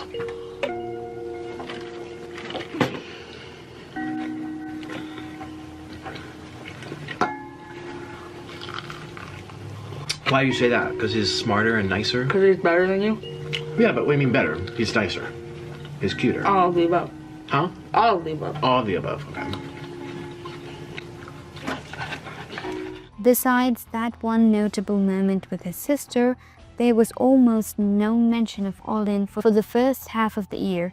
Nick seemed to avoid talking about him altogether, which itself felt unusual. But by the time July rolled around, something had clearly shifted. Out of nowhere, Nick began uploading a string of videos about Olin again, and from the looks of it, he was back in Asia. Most of the videos followed his usual emotional style, but one stood out above the rest, and not just because of the subject matter. His appearance was noticeably different.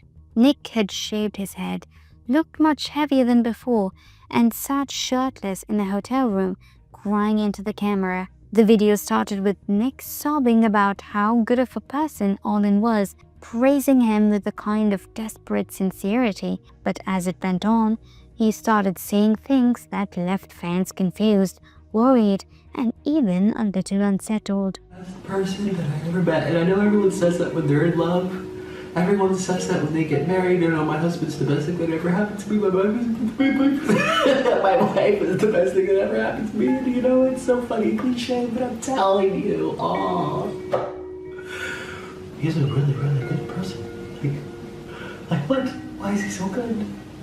At one point, Nick admitted that his biggest fear was waking up one day to find Olin dead beside him. For viewers, this came across as shocking and strange. Why would that even be a rational fear to voice publicly? But then, Nick's explanation gave it a heartbreaking weight. For just waking up one day and Orlin being dead. It's just terrible. That's what I have to live with. He revealed something that most of his audience had never known. Apparently, from the very beginning of their relationship, Olin had been sick. He suffered from a serious autoimmune disease, one with no cure, that had been affecting him for years.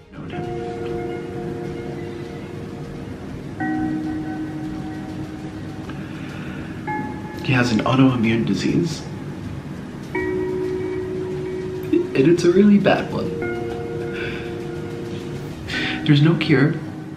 This revelation reframed so many aspects of their relationship. It explained why food, of all things, was such a recurring point of tension between them. Long before the Mukbang era, back when they were both tweens, Nick and Olin had been asked in a Q&A what they thought about most. Olin answered food. At the time, it seemed like a silly, almost light-hearted admission. But with this new information, it took on a much heavier meaning. And don't get me wrong, that does happen at some point. Nick had long since abandoned veganism, diving into fast food and mukbang culture, but Olin had remained committed to it. For him, the diet wasn't just a lifestyle choice. It was a way of trying to protect and strengthen his fragile immune system. Their arguments about food then weren't just petty disagreements. They were clashes rooted in Olin's need to manage his health, but being around Nick's lifestyle inevitably tempted him. Sometimes Olin would give in and eat unhealthy foods too, and when that happened, Nick worried about his health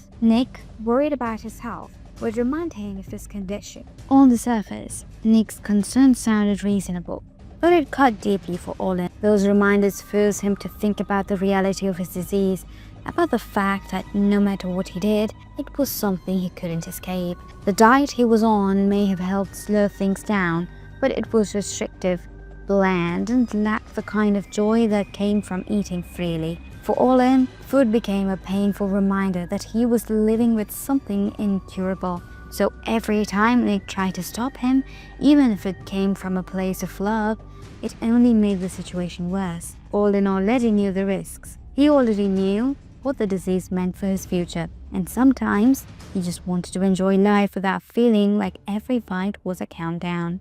like mostly under control. But then I start eating other foods for my channel and he wanted to, and then I'll ask him to, and then I'll say no, and then we kept fighting about the fucking food. The problem is that diet that he's doing, it might work for his disease, but it's not working for regular human beings. So he has to fight the knowledge that he knows his diet's gonna make him sick because it's fucking like no calcium, no half the amino acids, no lysine, very little iron, not enough B vitamins. So he deteriorates this way. It also put into perspective why Nick had even moved to Colombia in the first place. He revealed that Olin felt at ease there, that being in Colombia brought him a sense of comfort despite his illness, and Nick had chosen to uproot his life to be with him. For all the chaos, this showed that Nick had sacrificed for Olin and cared deeply about him, even if the way he expressed it was messy and often destructive. Be able to deal with this. But then came the most shocking revelation of all. Through his tears, Nick confessed that Olin had broken up with him. He explained that while he was in Asia, he had been hoping to meet Olin to somehow patch things up. But that never happened. Olin had ended the relationship, and his reasoning was devastating. Don't come back. Let me. According to Nick, Olin told him he felt too much of a burden, that Nick had to worry constantly about his condition, about his health, and that it was unfair to keep dragging him through that. In Olin's eyes, letting Nick go was an act of love, even if it broke them both. Olin made it official with an Instagram post that confirmed everything. In the post, he wrote, "I want people to stop asking me about Nick. I am over him. He deserves better than me. I have been nothing but a burden on him since the start of a relationship. My health problems are for me alone to face. I regret getting married because now this is a huge mess in breaking up internationally. I just want to be myself with my fruits and pets. Whatever happens to me, and I'm done making Nick suffer along with me. I am over and done with him." So that was it for them, or at least it seemed like it. For most of the year, both Nick and Olin stayed silent about each other online, almost as if they had agreed to draw a line and keep their distance. Then, at the tail end of 2018, Nick suddenly uploaded a video with Olin in Colombia. To everyone's surprise, he was allowed to visit again, and just as suddenly, it looked like they had patched things up. They seemed calmer, closer, like nothing had happened.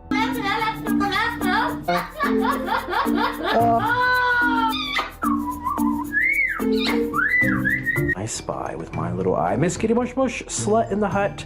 She's letting it all hang out today. Ooh, Miss Kitty. Why are you looking at me like that? I have to be nice. We're back home.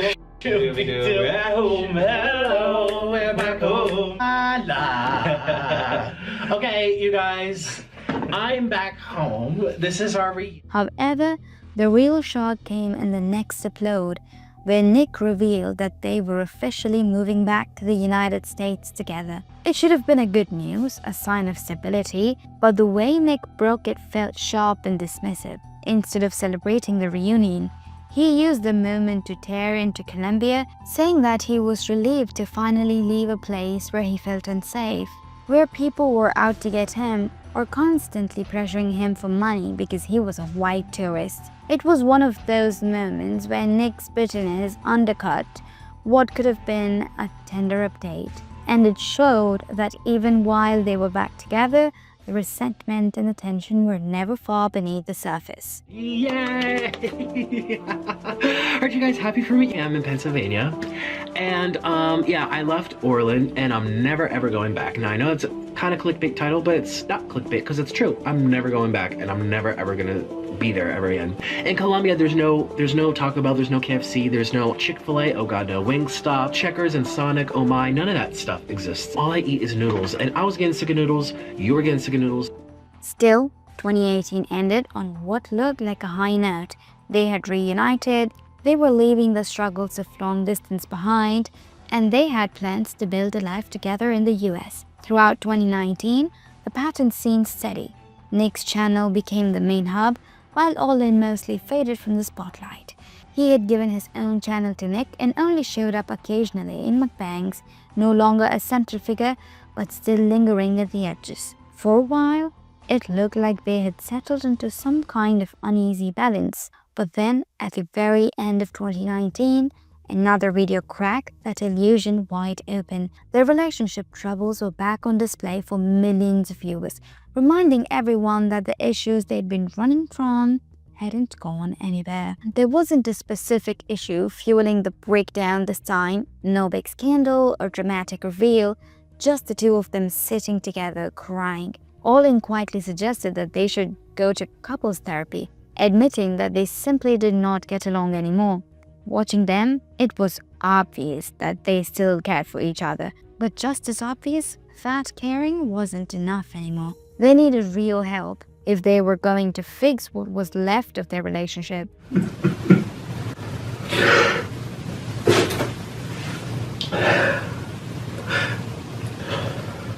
I do and I don't, and I like being with you and I don't like being with you. And you make me angry and they make me happy. It's just it's a roller coaster. We can't go on like this. No, I don't know what to do. You need someone to guide us. I don't know. To make matters worse for Nick, this was also around the time Stephanie Sue released her expose video on him. We'll dive into that situation later, but for now, it's enough to say that after her video went live, Nick became public enemy #1 on YouTube.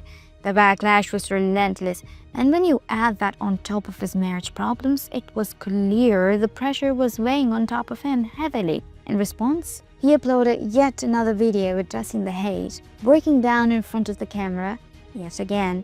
Watching it back, it feels like this was one of the last times Nick was truly being genuine with his audience before his content took the turn we're all familiar with today. In this video, he expressed that he was tired of the hate, saying that he had always tried to do his best for the viewers, but the constant negativity was getting to him. He admitted that the hate had been piling up for so long that it was starting to affect him too much, and in a moment of raw honesty, he said he was ready to be done with YouTube to close the chapter. Of course, he never actually did quit, but this moment marked a big shift. From here on out, Nick's content took a different tone. He leaned harder into the trolling, exaggerating his personality for views, becoming more of a character than himself. It wasn't about sincerity anymore, it was about playing up the chaos, and that change would define everything that came next.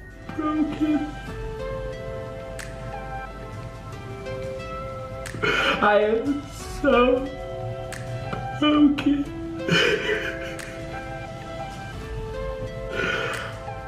I don't know how to go on. Because right now, the entire internet is against me. The entire internet thinks that I am a monster, a liar, and so much more beyond that.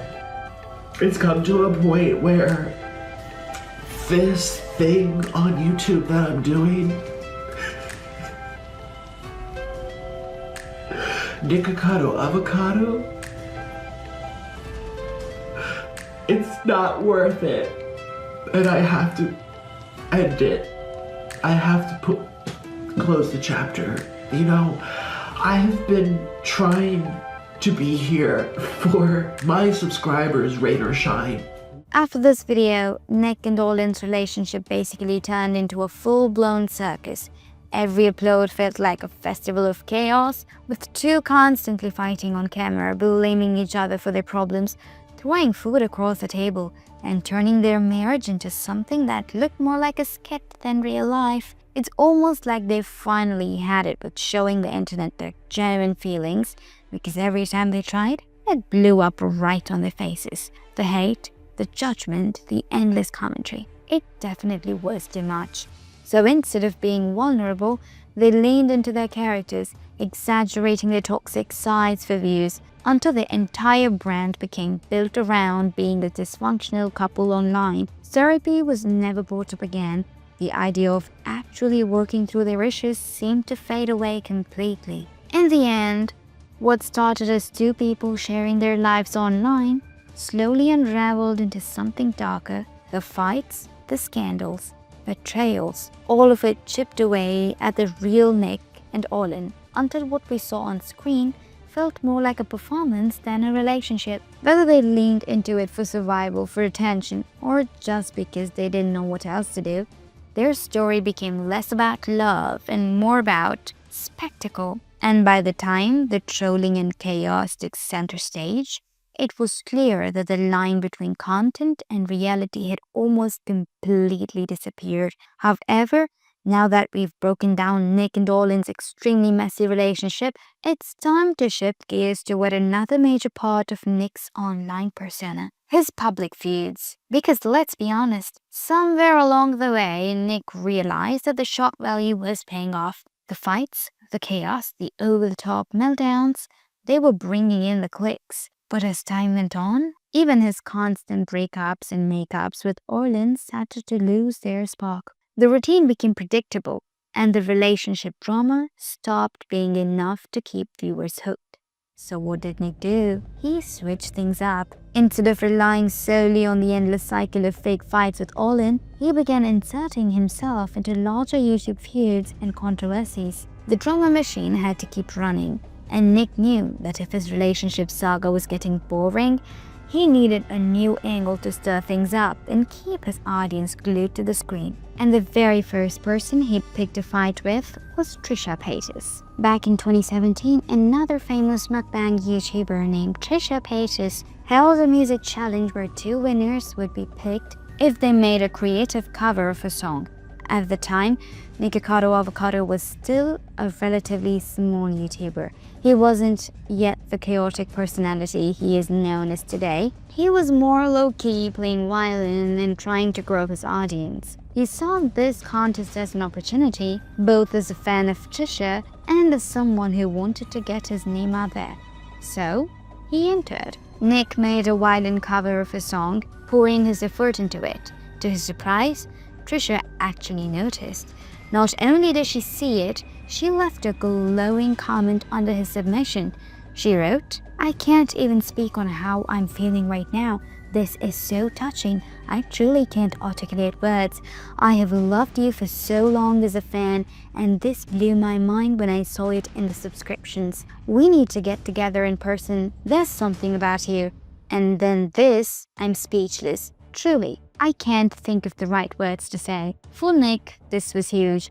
Trisha wasn't just some random YouTuber to him.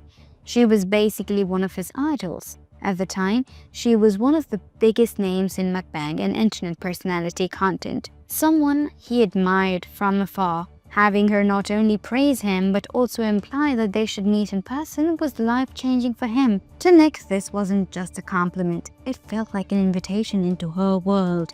A chance to build a friendship, maybe even an opportunity for a real collaboration after all. Trisha even followed up with him privately. According to Nick, she made a tweet towards Nick, talking about possibly collabing, and they exchanged DMs, where she told him that she wanted to collab sometime. That only made him more excited. For Nick, this wasn't just another message in his inbox, it was validation that all of his hard work was finally paying off. But here's where the drama really started. According to Nick, after that initial hype and the promises of meeting up, Trisha completely ghosted him. He claimed that they were in contact over DMs, talking about possibly filming together, and then suddenly she stopped replying. She said he kept reaching out, trying to lock down a date, but he was left on red. It's super flexible, so you can pick the day. I'm looking at flights now. So I let her know I'm flying. I said I'm looking at the flights. I let her know, are you available? And she says I'm free all week. And I said I've never been to California before. The best flight deal is Tuesday the 17th. Then she responds, I can make that work. Should we do a 2-day shoot? Like maybe vegan food on mine with you and non-vegan on on yours, or just stuff ourselves in one city. Ha ha ha. I'm like, that sounds great. Oh my god, this is legit happening. Fast forward a little, and Nick traveled to LA. He figured that since Trisha had invited him to collab and had seemed so enthusiastic about him before, maybe this was his chance. He reached out again, hoping they could finally make the collab happen. But once more, Trisha allegedly ignored him. From Nick's perspective, this wasn't just disappointing, but it was humiliating. He had really looked up to her, thought of her as a potential friend, and instead, he felt like he was being strung along. Here, I'm in Hollywood. I brought you gifts. I can't wait to see you. I hope everything's okay. And then 2 days goes by. Each day I'm like, hi, is everything okay? Hi, did I do something wrong? Hi Trisha, I came to LA to see ya, but I don't know how to get a hold of ya. Is everything okay? Next one says, if I did something wrong, can you let me know? I have gifts from you from Colombia. Never got a response. Eventually, Nick couldn't take the silence anymore. He decided to air it all out on internet. In a now infamous video, he accused Trisha of leading him on, ghosting him and pretending she didn't know who he was. He even showed screenshots to prove his point. In the video, Nick was visibly emotional, talking about how hurt he was because how much he respected her. To him, this wasn't just a collab falling through. It was about being betrayed by someone he idolized. This hurt a lot more, what I went through with Trisha. It hurt so much, and I've never talked about it. And I want people to know the truth. Trisha clapped back. She denied ever promising him anything concrete. In her vision of events, she was just being nice to a fan, and Nick had blown the whole thing out of proportion. She called him obsessive, accused him of twisting the story to make her look bad, and said that she never seriously promised him a collab in the first place. To make matters worse, at one point she even claimed she didn't really know who he was, and she wasn't even going to collab with him, which directly contradicted her earlier comment where she called herself a long-time fan. I was never going, like, I don't know, I was never going to, like I said, if you were in LA, I left a comment saying if you're in LA, like, hit me up. I wasn't gonna, like, collab, you know what I mean? Like, I don't know where that came from. This contradiction became one of the biggest sticking points in the feud. Nick had the receipts that proved Trisha did know him and had expressed interest in working together. Fans latched onto this, with some saying it exposed Trisha as dishonest. Others, however, argued that Nick was taking casual messages too literally and putting way too much weight on Trisha's words. Now, to be fair, the truth probably lies somewhere in the middle. Yes, they had definitely talked about a collab, and yes, Trisha definitely knew who Nick was, but nothing concrete was ever set in stone. There were no official dates, no schedules, and no commitments. It was more of a loose conversation that Nick took too much more seriously than Trisha did. And while Nick claimed that Trisha had been bad-mouthing him for months, the reality doesn't fully support that. There are only about 3 instances where she mentioned him after the incident. One of those times, she was actually defending him against criticism about his weight gain. Another time wasn't even her own doing. Nick's boyfriend, Olin, had paid Trisha on Cameo to talk about Nick, so she was basically prompted to bring him up. Still, the feud snowballed. Both of them made multiple videos about each other. Fans took sides, and it became one of those classic YouTube dramas where perception mattered more than the facts. Nick felt betrayed, hurt, and humiliated. Trisha felt Nick was exaggerating and using her name for clout. For years, the tension lingered. Whenever Trisha's name came up in Nick's videos, there was always a tone of bitterness. And whenever Nick's came up in Trisha's orbit, she usually brushed him off as someone who was too much drama. But interestingly enough, the story didn't end there. Years later, the two of them actually did collab. After all the drama and all the fighting, Nick and Trisha finally filmed mukbangs together. On the surface, it seemed like they had patched things up.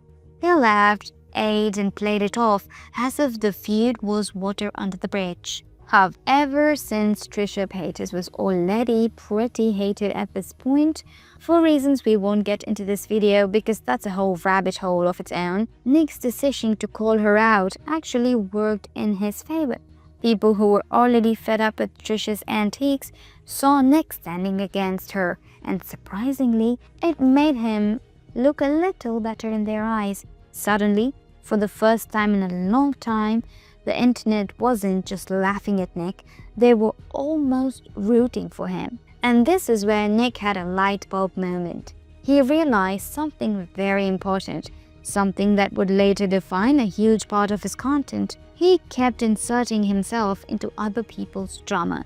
If he played the villain or the hero, depending on the situation, he could stay relevant. The attention, whether positive or negative, was addictive, and Nick understood that controversy was a faster route to popularity than simply eating noodles on camera. For years, Nikocado Avocado had built his channel on mukbangs, meltdowns, and shock value. For the dramatic I quit veganism video to the endless fast food feast with Orlin, he already made a name for himself as one of the internet's strangest personalities.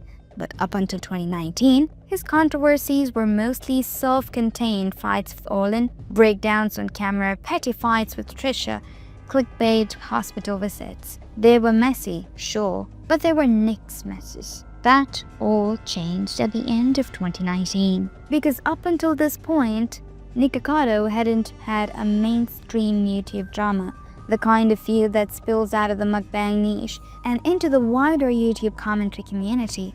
But the mukbang genre was evolving, and so was Nick. Views were plateauing, competition was increasing, and shock eating alone wasn't enough to keep him at the top. So in classic Nikocado fashion, he found another way to command attention, inserting himself into drama that wasn't originally his. Enter Stephanie. She was one of the rising stars of the scene in 2019, and honestly speaking, still is. Known for her elaborate setups, true crime storytelling, and warm, relatable personality, she had carved out a very different identity compared to Nick's chaotic persona. She represented the new way of mukbang YouTube, polished, engaging, and binge-worthy in a completely different way. And then, seemingly out of nowhere, she dropped a bombshell. On December 21, 2019, Stephanie uploaded a video that would ripple through the entire platform. Why I'm scared of Nikocado Avocado. As of the making of this video, Stephanie's video has over 17 million views, so it's evident that it caused a huge stir. The title alone was explosive. In it, she described her experience collaborating with Nick and how it left her shaken, paranoid, and genuinely afraid. She alleged that he pressured her to speak on topics she didn't want to, crossed boundaries by photographing her private space without her consent, and created an environment that left her feeling unsafe. This wasn't just another mukbang. This wasn't another bowl of noodles, another stage fight with Orlin, another food-fueled tantrum. This was Nikocado Avocado's biggest controversies yet, the one that would take him out of his insulated world of food content and place him at the center of a firestorm debated across commentary channels, Twitter threads, and news articles. For Nick, the Stephanie Sue saga wasn't just a scandal, it was a shift. It marked the moment then his content stopped being only about the food and started being about the drama surrounding the food. However, to fully understand what happened between Nick and Stephanie and what pushed her to upload that now infamous video about him, we need to rewind a little, because when Stephanie first dropped her video, a lot of people were confused. From what they remembered, Nick and Stephanie had collaborated in the past. They seemed to be on good terms, and there wasn't any public beef between them. So why was Stephanie suddenly coming forward, saying she was scared of Nick? Well, to piece that together, you have to look at another mukbang creator, Veronica Wang. Now, if you guys don't already know her, Veronica Wang is a Canadian YouTuber who made her name in the mukbang and eating show community. She's best known for her large portions, high-energy personality, and romantic storytelling during her videos. Unlike some other mukbangers who only focused on the food, Veronica often mixes in heavy personal topics, life updates, and exaggerated reactions, which quickly made her stand out. She built a loyal fan base that enjoyed both her charisma and the sheer entertainment factor of her content. But with that popularity also came criticism. Some saw her as the over-the-top, and at times, her behavior rubbed fellow creators and the viewers the wrong way. And it was through Veronica Wang that chain reaction began, which would eventually spiral into the mess between Stephanie Hsu and Nikocado Avocado. Now, before we get into any of this drama, you guys need to know that Veronica has always been a polarizing figure in the mukbang community. For every fan who loved her theatrics, there were others who felt she was trying too hard, exaggerating for clout, or stirring unnecessary drama. And drama seemed to follow her more than just once. One of the biggest controversies surrounding Veronica, and the one that directly connects to Nick and Stephanie, was the Mukbang edit drama. So here's what happened. Veronica and Stephanie once filmed a mukbang collaboration together. Nothing too unusual there, two mukbangers sitting down to eat and chat. But when the video went live, fans noticed something odd. Veronica came across as dismissive, cold, and even a little rude towards Stephanie. While Stephanie tried to keep the energy lighthearted, Veronica's attitude gave the collab a very awkward vibe. People in the mukbang community started talking about it, pointing out how uncomfortable Stephanie seemed in the video. Another thing viewers couldn't help but notice was how disinterested Veronica seemed throughout the collab. This struck people as especially strange because Stephanie had always been vocal about being a fan and supporter of Veronica. So you'd expect some warmth, or at least a natural rapport. Instead, what ended up on camera felt awkward and one-sided.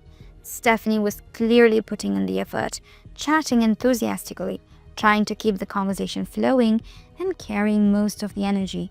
But Veronica barely reciprocated.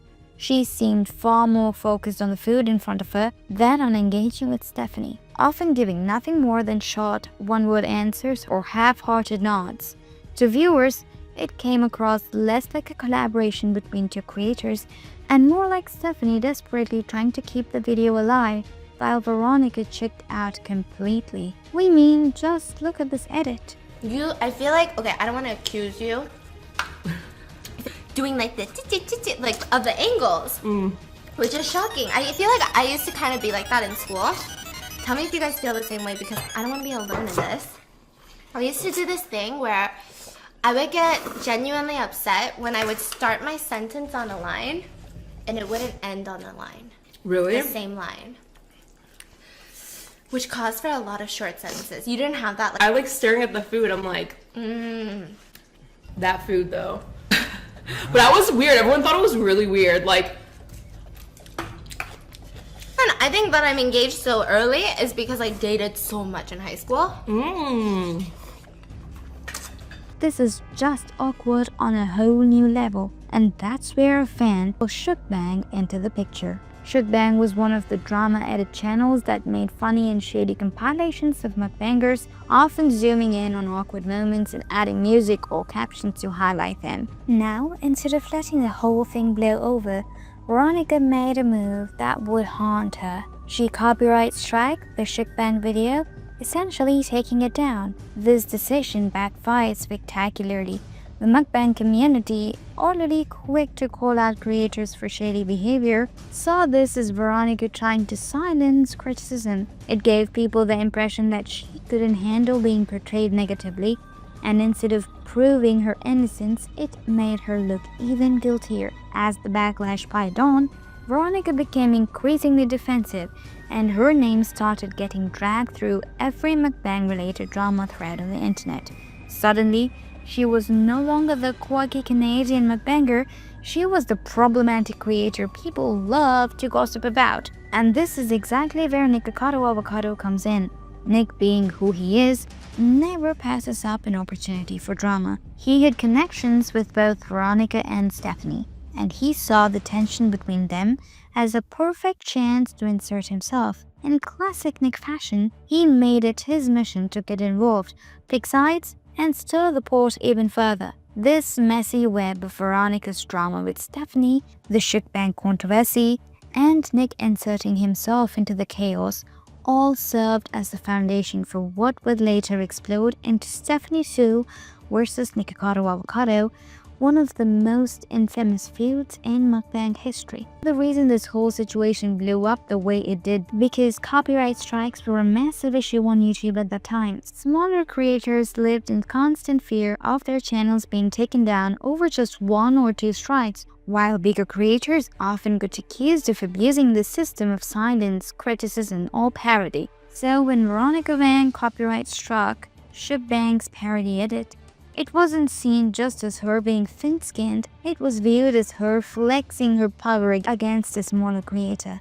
We even came across a moment on Reddit that perfectly sums up why the Veronica vs. Shipbang drama got so much attention. The commenter explained that the copyright strikes were essentially a weapon on YouTube, and when a bigger channel used them against harmless edits or commentary, it wasn't just petty, it felt like bullying. In addition to this, the comment on Reddit did a very good job of explaining how Nick got involved in the whole thing. The comment reads, many prominent YouTubers commented on the situation, and Veronica was essentially cancelled. She was a bit of a messy person at the time and made a lot of videos commenting on the situation that continued to paint her in a poor light. I believe Nikocado got involved around then. They both basically responded to each other's messy content, insulting each other until the drama died down. Since many were against Veronica at the time, Nikocado came into the situation looking like he stood up against some perceived injustice, which gave him some clout. Stephanie wasn't just involved as she didn't publicly comment at the time. I think she may have provided some support to Veronica offline, but was supposedly not in favor of the copyright claim. So basically, this was the point where Nikocado inserted himself into the Veronica Wang drama. He started making a bunch of comments about Veronica, calling her out and airing his opinions as if he had a personal stake in the feud. And surprisingly, at the time, a lot of people actually supported him. Viewers felt like he was just saying what everyone else was already thinking, that Veronica had overreacted with the copyright strike and handled the situation poorly. The very first instance of Nick jumping into this drama that we were able to find was in the comment section of a video Shipbang uploaded. They were exposing Veronica. Under that video, Nick left his long, detailed comment absolutely tearing into her. It wasn't just a quick jab or a passing remark either.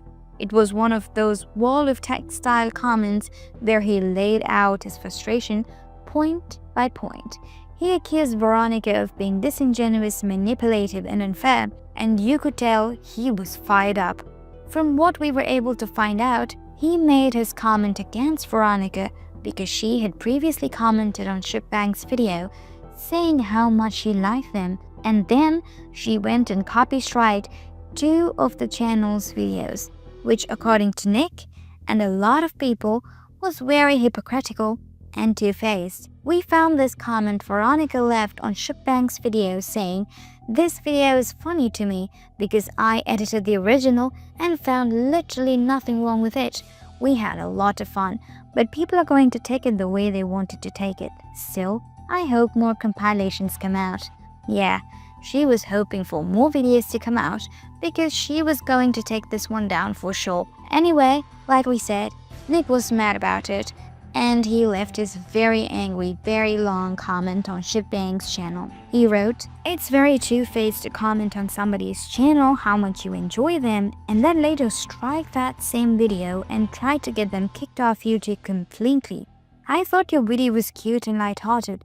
I actually loved one of you made about me. Hungry fat chick and here me eats. At the end of the day, we're all creators. Some create new ideas, others recycle those. There will always be opinions on YouTube we disagree with, but we shouldn't go after those opinions in the hope of hurting people." Nick didn't just stop with that one wall of text comment either. He went on to write a bunch of other things on the different posts, chiming in again and again, which honestly, most of it wasn't even worth reading. It was the classic Nick move, turning the spotlight back onto himself. Instead of keeping the focus on Veronica, he was busy self-promoting, rambling about his own experiences and somehow making the whole situation about him. But the moral of the story here is simple. Nick wanted to insert himself into the drama. Whether it was for clout, attention, or just to stir the pot, he made sure his name was tied to the Veronica Wang vs. Shipbang feud. And as small as that might have seemed at that time, this was the spark that would eventually ignite into his much bigger clash with Stephanie Su. For a while, people rallied behind him, almost treating him like the voice of the reason in the situation. But as we'll soon see, Nick's involvement in this drama didn't end with just one comment. It eventually escalated into something much bigger. And this finally brings us back to Stephanie Su's video, the one where she said she was genuinely scared of Nick. And at first, people were confused. Why was Stephanie saying this about Nick when from the outside it seemed like Veronica was the one who had been rude to her? After all, Nick was the one who had publicly defended her during the whole Shipbang vs. Veronica mess. Well, here's what really happened. After the Shipbang incident, when the internet turned on, Veronica and Nick came out looking like some kind of truth-telling hero. He and Stephanie actually became pretty close. Their friendship grew, and eventually in 2019, Nick even flew out to LA to collaborate with her. Joining them for this collab was another big mukbang creator, Zach Choi, who was also making waves in the community at the time. But according to Stephanie, it was during the making of these collab videos that she realized who Nick really was behind the scenes. Up until then, he had never given her any bad energy, at least not publicly. But when they were filming together, she said, he suddenly went completely off the rails. Instead of sticking to the usual fun, light-hearted energy mukbang collabs are known for, Nick allegedly made her feel deeply uncomfortable. He pushed her to talk about things she did not want to discuss on camera, bringing up personal topics and situations that she had never agreed to share. In her own words, it wasn't just awkward, it felt manipulative, like he was trying to corner her into revealing things that would stir drama and rack up views. Regardless of how it made her feel, this was the breaking point for Stephanie.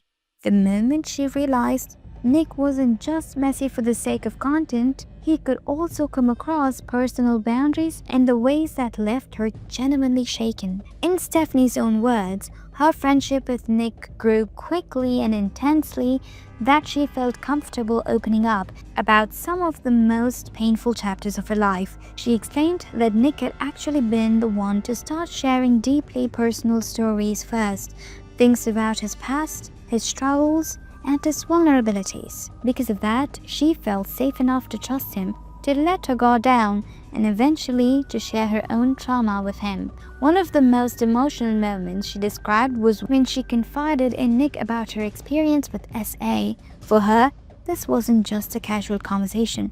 It was something heavy, private, and incredibly difficult to talk about. The fact that she shared it with him showed how much she believed in their bond was real. We got kicked out like rebels. And at this point, we had been there for hours, and he had made me feel so comfortable, so comfortable. And like I could trust him, like he understood me. I ended up opening up about something that I don't even talk about on YouTube anymore. If you guys have been with me since the beginning, some of you may know, but I was sexually assaulted in my own home. It was somebody that I had to let into my home, and then they took away my power to say no, and it's kind of just shattered any sort of security that I felt at home prior. And then after that, I left with a very warm feeling of just, hey, he's nice. We started continuing our friendship through text, and there's not much in there. It's just like regular personal life stuff. But some of the stuff that kind of have to do with what's happened is in October, he asked me, are you happy with your home? I low-key want that security system. And I told him that I was very happy. And then he texted me back that night saying, yeah, what's the name of your fancy security system? I'd like to research it. Ha ha ha. And at this point I disclosed which security system I had, but I also kind of told him like why I liked it. At this point I felt like he was a friend and I wanted to give him whatever help he needed in terms of security. And then November 1st, he texted me asking if I was doing like this TV interview that was supposed to be about mukbang, and they had reached out to me, and so I told him, hey, I was approached, but I turned it down. Are you doing it? And he said, I turned it down today too. Too invasive of my home and potential safety issue. And the neighbors would have a field day with the camera crew trucks outside. And then he said, but yeah, I didn't know what level paranoid I was at, so I feel better knowing I'm not alone, LOL. Like, this moment, I really feel like cemented our friendship because I felt... In her video, Stephanie even pulled up messages exchanged between the two of them, showing that Nick wasn't just aware of her trauma, but also how it shaped her day-to-day life. In those texts, Nick asked her questions about her home security system, a topic she tied directly back to what she had been through. According to Stephanie, this detail wasn't small or random. It was crucial to the story she would later tell, because it showed how Nick used her vulnerability and fear of safety as leverage in the fallout that followed. Now circling back to the Veronica Wang situation, Stephanie made it very clear in her video that she never intended to publicly drag Veronica or expose what happened between them. She said point blank that drama wasn't what she wanted, and that she actually avoided speaking about it altogether until Nick entered the picture. Because she trusted him and considered him such a good friend, she let her guard down with him and shared some of her private frustrations about her experience collaborating with Veronica. According to Stephanie, the collab itself had been less exciting than she originally imagined.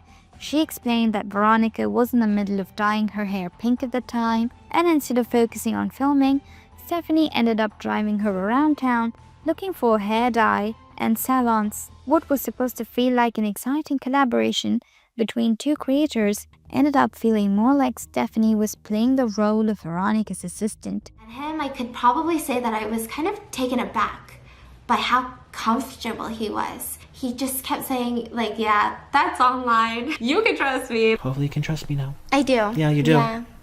I do. Good. Like, I'm not gonna say whatever you say online, that's online. And so I just felt like, oh, like, that makes sense. He even opened up to me first, which made me feel really good. I felt like, oh wow, he trusts me. And so I started opening up, and obviously the conversation did lead to Mukbang and Veronica. And I feel like in any other situation, I would never want to put this online. But because I feel like this is something that he's kind of holding over my head right now, kind of twisting my words, I just want to share with you some things that I shared with him, and it has nothing to do with Mukbang. And it is also another reason why I never made a video about this in the first place. Veronica and I have a very interesting relationship. She mentioned me in a video when I was so small, and she gave me a shout out, so that's kind of where our relationship started. And I just remember feeling like, oh my gosh, she gave me a shout out, and I just replayed that part where she said my name over and over again. I was like, oh my gosh. And she was always so encouraging. She always told me, you know, you're doing amazing. Like, don't give up. Like, you're doing great. Sweetie. I'm just kidding. And even though all that happened, when we first met in LA, when we filmed all of our collabs, that was the first time we met in person. And I could say that we have very different personalities. We have, let me tell you some of the things I told him, because I feel like I don't want them to get twisted. But she was dyeing her hair pink at the time. And that pink hair almost killed me. That pink hair almost killed me. I was driving around town, like, we were picking up hair dye. She canceled on a video because she wanted to dye her hair again. It was a lot. And these are things that I, like, even now I'm like thinking, I was like, wow, that was annoying. And I'm sure she has things that she finds so annoying about me. But none of them had to do with Mukbang. None of them would clarify anything about Mukbang. It was just, me and Veronica have weird personalities that maybe didn't match perfect. But here's the most important part. Stephanie didn't frame this as some huge scandal. In fact, she emphasized over and over again that she had been a genuine fan of Veronica before all of this, and that she had been really excited to work with her. Yes, there were moments that rubbed her the wrong way, but Stephanie also acknowledged that this wasn't one-sided. She was certain that just as she had frustrations with Veronica, Veronica probably had frustrations with her too. They were simply two different personalities who didn't click, and that was okay. The problem wasn't that Stephanie and Veronica didn't become best friends. The problem was Nick. Because when Nick later inserted himself into the already sensitive Veronica drama, Stephanie's private frustration suddenly became ammunition in his hands. Stephanie herself said she never wanted to pick sides, stir the pot, or comment publicly. And honestly, we agree with her. Not wanting to engage in drama isn't a weakness. If anything, it shows maturity. Unfortunately, Nick saw things differently. In her video, Stephanie explained what really went down when she, Nick, and Zach all together for their big collaboration. They were filming 3 videos in total, one for her channel, one for Zach's, and one for Nick's. In between shooting, they were hanging out and chatting about topics might come up during the mukbangs. But this is where things took a turn. According to Stephanie, Nick specifically started pressing her to talk about Veronica. As if he had some kind of deep personal vendetta against her, Stephanie made it clear that she was not comfortable with this at all. She never wanted to use her platform to throw shade at Veronica. And she definitely didn't want to turn a collab into an attack video. What made it worse was that Nick apparently tried to convince her she had already agreed to. He used the fact that she had privately vented to him before as evidence that she had given him the green light to bring it up on camera. In other words, Stephanie described it as a kind of gaslighting, twisting her own words and feelings against her to push a narrative she never actually wanted to be a part of. Said it very assertively, we're going to talk about Veronica and we're going to spill all the tea. And I was kind of confused because I was like, oh, whoa, what? And so I was immediately like, no. And then he went, but why'd you tell me yesterday that you wanted to then? And so I thought back to what happened yesterday, and prior to filming my mukbang for my channel, he had mentioned, I think that we need to talk about shukbang because everyone's going to be talking about it in the comments. And I don't know why I believed it. I said, oh yeah, I guess it's weirder if we just act like it never happened. And so I felt like I was comfortable mentioning shukbang, addressing it to the capacity of me and Nick. Yes, this is how we met through it. Stephanie also revealed that when she put her foot down and told Nick no, that she wasn't comfortable talking about Veronica or the whole shukbang situation in the video, his entire demeanor changed. She recalled that on the car ride back to his house, Nick was visibly upset and barely spoke to her. That silent treatment immediately put her on edge, making her feel nervous and uneasy about what might happen next, where things only got worse. According to Stephanie, once they were back and started preparing for the actual filming, Nick began acting like a complete jerk. She said he kept circling back to the shukbang incident in these sneaky, underhanded ways, trying to slip in comments or references, even though she had made it crystal clear that she did not want to talk about it. Just look at this clip of how he brings it up during the video. Do you want to share? Or do you change your mind now?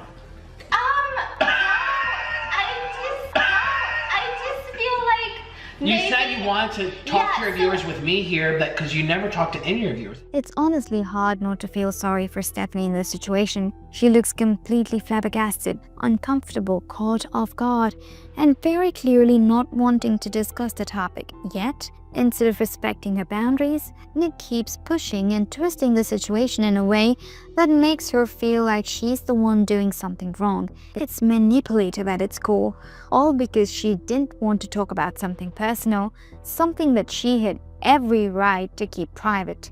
Nick acted as though that gave him permission to walk all over her. Watching the dynamic unfold, it's painfully obvious that Stephanie wasn't just saying no to drama, she was trying to protect herself. And instead of supporting that, Nick made her feel cornered, guilty, and silenced. I just need to do whatever I can to get through tonight and tomorrow, because we have collabs scheduled tomorrow, and just be done with it, because I don't want him to get angry. I don't want him to make a video using these words and trying to say all these things I said about Veronica. I just wanted to get through tonight. But if you think this is bad, then you're wrong. Because according to Stephanie, this was just the beginning. Things actually got worse. The 3 of them, Stephanie, Nick, and Zach, had more collabs planned for the next day. But after everything that had happened, Stephanie was already on the edge. Nick had spent the entire day before pressing her, guilt-tripping her, and making her feel like she was in the wrong just for setting a boundary. So naturally, she didn't feel comfortable continuing with the collabs. She started making excuses, trying to find ways to avoid filming with them again. At one point, she even told Zach and Nick that since they were planning to do an ASMR video, maybe they didn't need her there. But that was her way of politely backing out. But instead of recognizing that she was uncomfortable, instead of realizing that he had pushed her way too far, Nick brushed it all under the rug. He dismissed her concerns, saying something along the lines of, "We're all tired," completely ignoring the fact that he was the one who had made her feel unsafe and attacked her in the first place. You guys don't need me. I don't even, it's ASMR. You guys don't need me. And he would say things like, Nick would say things like, "Stephanie, we're all tired."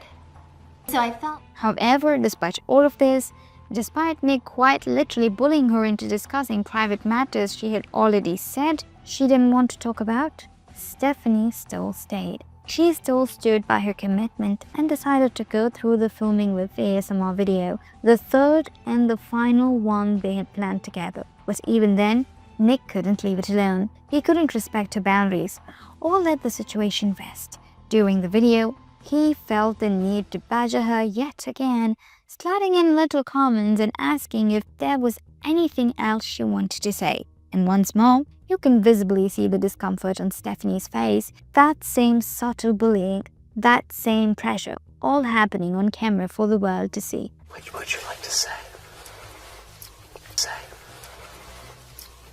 Thank you for watching us. It's honestly agonizing to watch, because here's a woman who clearly just wanted to honor her commitments, get through the videos, and walk away. Yet, Nick made it his mission to keep poking, pushing, and dragging her into places she didn't want to go. But when the collab finally ended, after a long, exhausting day of shooting 3 videos with Nick, Stephanie later revealed that she felt extremely drained emotionally, mentally, and physically. The way Nick had treated her and triggered a lot of negative emotions, and when she got back home, it all came crashing down. Stephanie described having what was essentially a panic attack because of how overwhelming the experience had been. Now, of course, some people argue that she wasn't being held at gunpoint.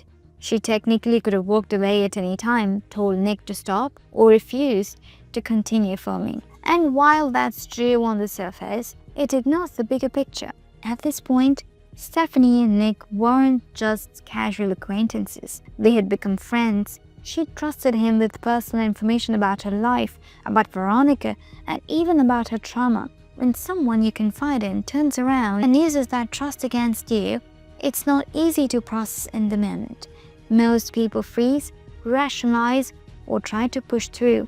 Exactly what Stephanie did that day. It wasn't until later, when the weight of what happened sank in, that she completely broke down. And in her video, she even shared footage from her home security camera, a heartbreaking clip where her fiancé is trying to console her while she's visibly distraught.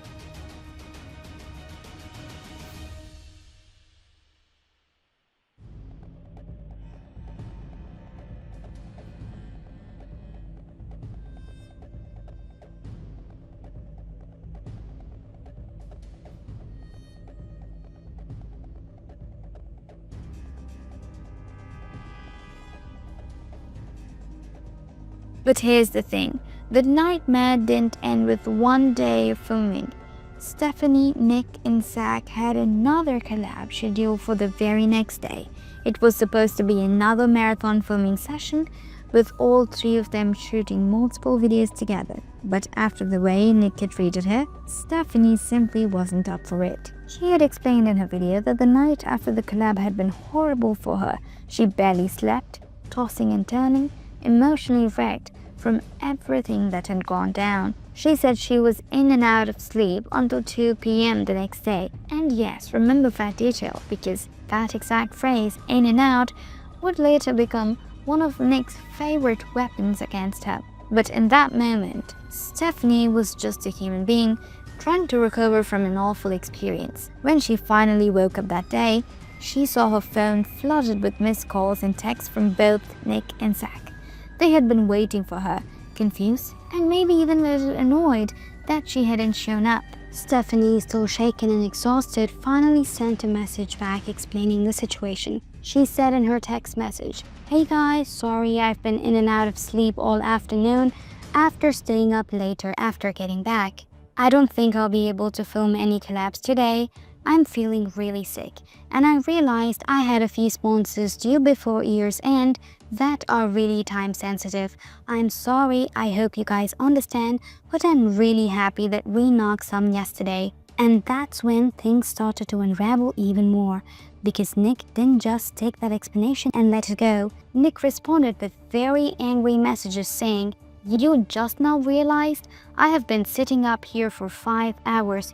When you were here going in and out of sleep, you should have picked up the phone and given me a call, not left me hanging. You didn't like it when Veronica did that to you. So I'm sorry, I do not understand." So basically, instead of acknowledging that Stephanie had gone through a rough night because of his own behavior, Nick completely disregarded it. He didn't stop for even a second to consider that maybe his constant badgering, guilt-tripping and passive-aggressive comments had left her mentally drained. No. Instead, he chose to flip the script entirely. Not only did he dismiss his struggles, but he also dragged Veronica Vang back into the conversation, once again circling everything back to this petty drama that Stephanie had made it clear she wanted no part of. It was almost like he was obsessed with keeping up the discussion alive, obsessed with forcing others into it, and obsessed with Stephanie validate his personal vendetta against Veronica.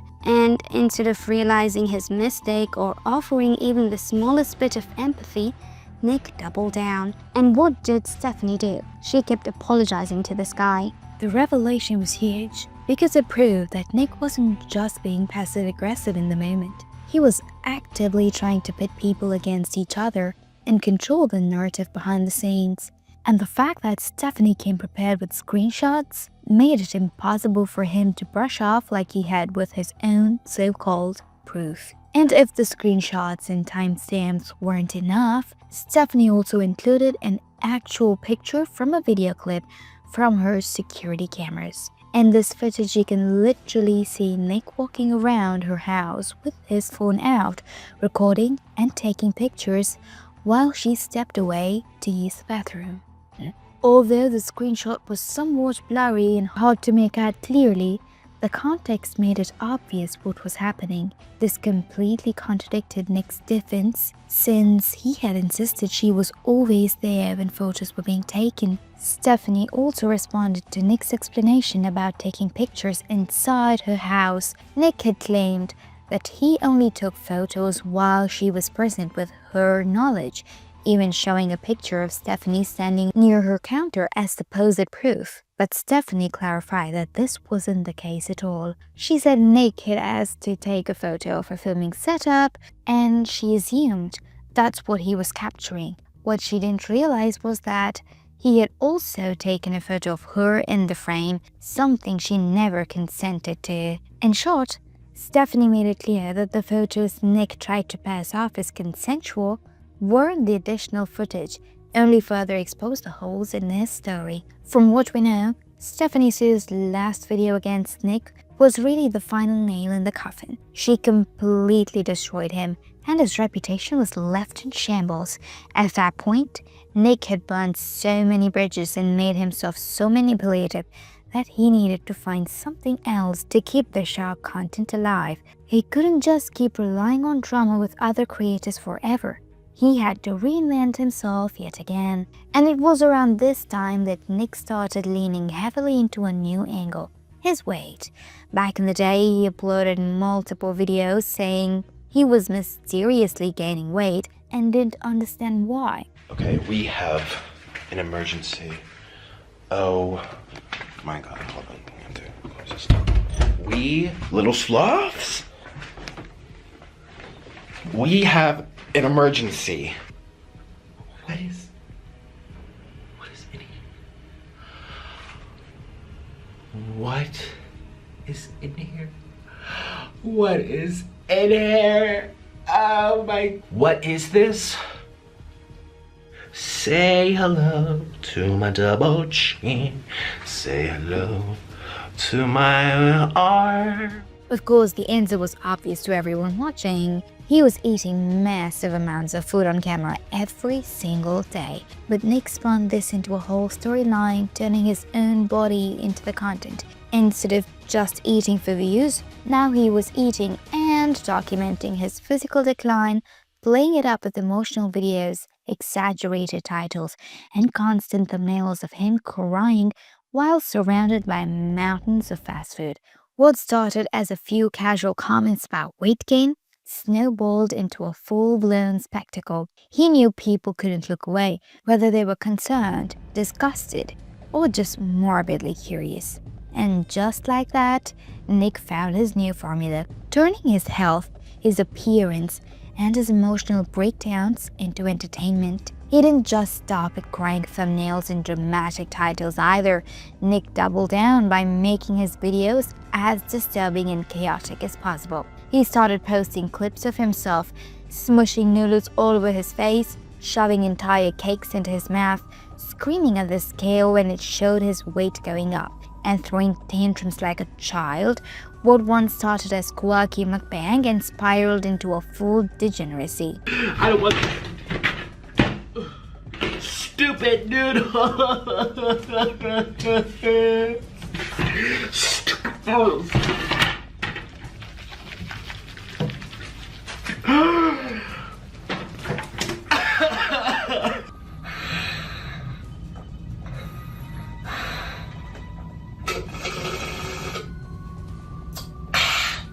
They weren't just food reviews anymore. They were performances, spectacles of shock value designed to keep people watching no matter how uncomfortable or gross it got. For many viewers, it became impossible to look away even if the content was upsetting. Nick had essentially turned himself into a sideshow attraction, a man destroying his health and dignity on camera for clicks. At the height of this transformation, Nick even set a public goal of reaching 300 pounds for someone generally believed to be between 5'6" to 5'8" tall. That milestone would officially put him in the morbidly obese category. Naturally, this raised alarms from viewers both inside and outside his fan base. Many accused him of eating himself to death and pleaded with him to seek help. But Nick and his husband, Olin, repeatedly brushed off the concerns, hiding behind his infamous catchphrase, "It's just water weight." We mean, there is an entire merch on this phrase alone. Beyond the food and weight gain, his personal hygiene became a frequent topic of speculation.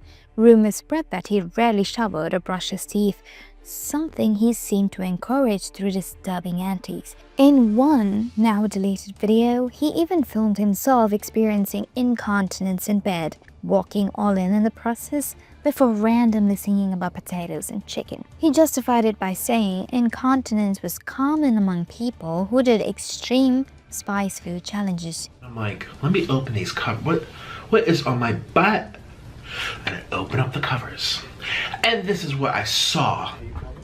What? Were you filming?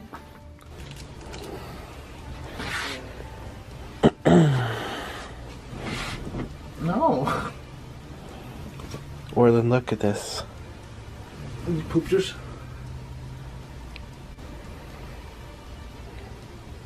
What the What the did you do? Clearly, I've had Popeye's chicken sandwich. Can you turn on that light? The big light? Popeye's chicken sandwich. Popeye's chicken sandwich. This is common for people who do fire noodle challenges. A fire noodle challenge in my sheets.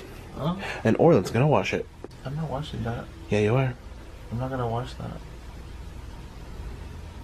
That's disgusting. Popeye's chicken sandwich. And believe us when we say that, things only escalated further. Nick admitted that for an entire week, he only managed to get out of the bed twice. At one point, he even claimed he had a serious heart attack on camera, holding his breath until Orlin nervously rushed to get him water. His body seemed to be breaking down on screen, and yet the videos kept coming.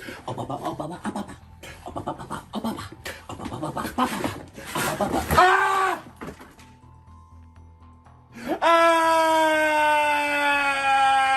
Eventually, he introduced the mobility scooter into his content, further playing up the image of someone whose health had spiraled completely out of control, while still framing it all as entertainment.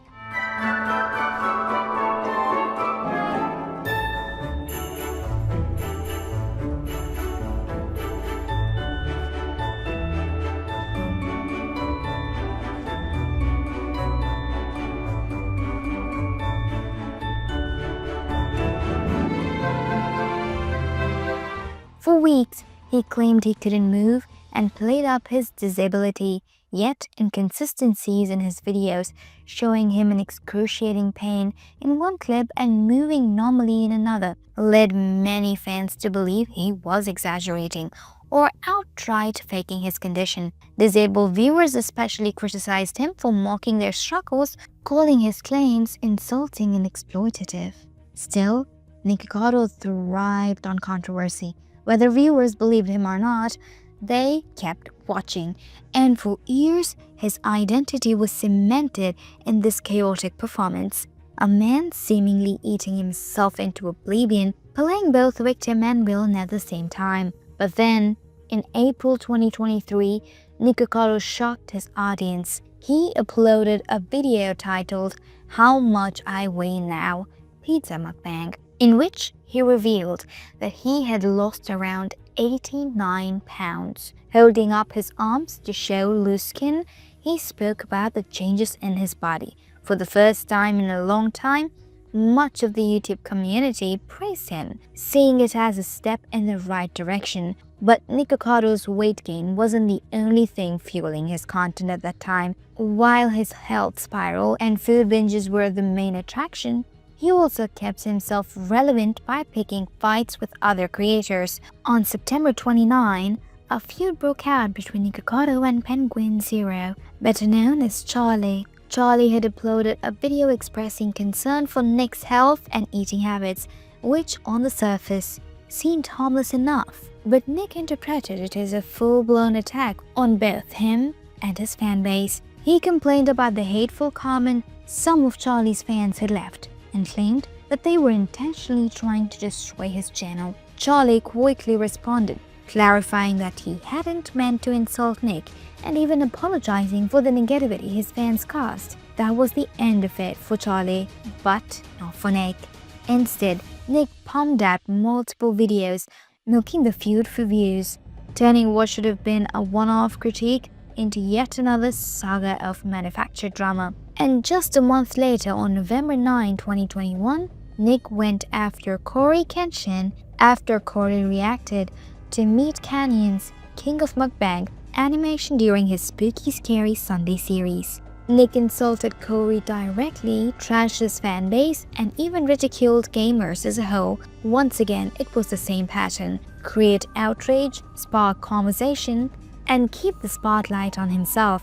By this point, his weight gain and health decline were already the centerpiece of his content. But controversies like this worked as side plots, extra fuel to keep his name in people's mouths. But wait, there is more. On March 16, 2022, Nikocado uploaded a video titled Our Final Video Together Mukbang. At first, it seemed like just another one of his over-the-top eating sessions, but then, in the middle of the video, something chilling happened. Faint but unmistakable screams echoed in the background. They weren't the kind of random noises you'd brush off either. They sounded raw, terrified, like someone was in real danger. Also, while we were trying to look for this video, we found out that Nick had changed the title of this video to "A Woman Was Stabbed" in the background of this video. Again, they taste like this, but, you know, a little greasier. So let's get this straight. Someone most likely screamed in the apartment next door, possibly fighting for their life, while Nikocado sat there burping, slurping noodles, and shoving food in his mouth. And when the internet caught on, did he stop, take the video down, or show any real sign of remorse? Of course not. Instead, he leaned right into it, turning even his terrifying situation into content fuel. Rather than distancing himself from tragedy, Nick made sure to address it publicly, carefully phrasing things in a way that not only got people thinking, but also drove even more eyes onto his channel. It wasn't about empathy, it was about attention. To Nick, this wasn't just a disturbing coincidence, it was an opportunity to squeeze views out of the real-world horror. And that right there is the perfect example of who he had become during this phase of his career. Someone who could take even the darkest, the most human moments and fold them back into his endless cycle of shock value content. When he uploaded this video, viewers immediately flooded the comments with concern, many convinced they had just heard a violent crime happening next door. Some even speculated that it was the sound of a woman being stabbed. Nikocado later addressed the incident on Instagram, posting a video where he offered condolences to the victim's family and somberly remarked, "No one should ever deserve this, no matter what." That single statement only fueled speculation further, with many assuming the screams had indeed come from someone who later died from their injuries. But of course, with Nikocado, nothing is ever truly the end. Every time people thought they'd seen the peak of his chaos, he found a way to push things even further. From the manipulative drama with other creators, to countless stage breakdowns, to his obsession with his own weight, everything was building toward one final act, the biggest spectacle he had yet pulled. For years, his entire identity revolved around his weight gain. He flaunted it, joked about it, and turned his declining health into both a prop and a storyline.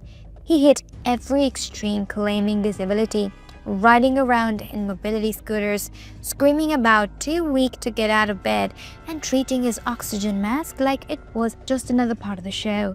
His body wasn't just his reality, it was his content, and whether you hated it or couldn't look away, it kept people coming back. But then came the twist no one expected.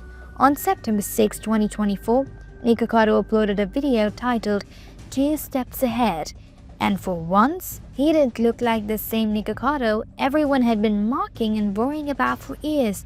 He revealed that he had lost a staggering 250 pounds, and in the most shocking transformation yet. He had shaved his head, completely bald. The man who had made a career out of spiraling on camera suddenly looked unrecognizable.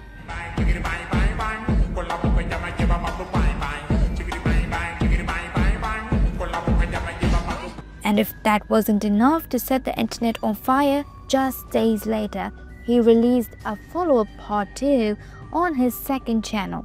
In it, he casually dropped a bombshell. He hadn't made a new video in 2 years, which meant that so much of the chaos, the breakdowns, the mukbangs, and the endless cycle of shock content had all been pre-recorded.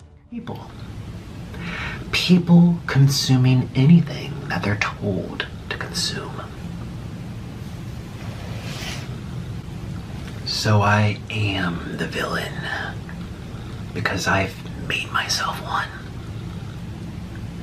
And you will continue to consume these stories about me year after year after year, for as long as I tell the internet that I am the villain. This revelation flipped everything on its head. Had the audience been watching a carefully planned performance all along? Was his weight gain and loss just another scripted arc in his never-ending reality show? From deliberately trying to reach 300 pounds to collapsing under the spectacle of his own health to suddenly staging a dramatic comeback with massive weight loss, Nikocado had once again proven that his body wasn't just his life.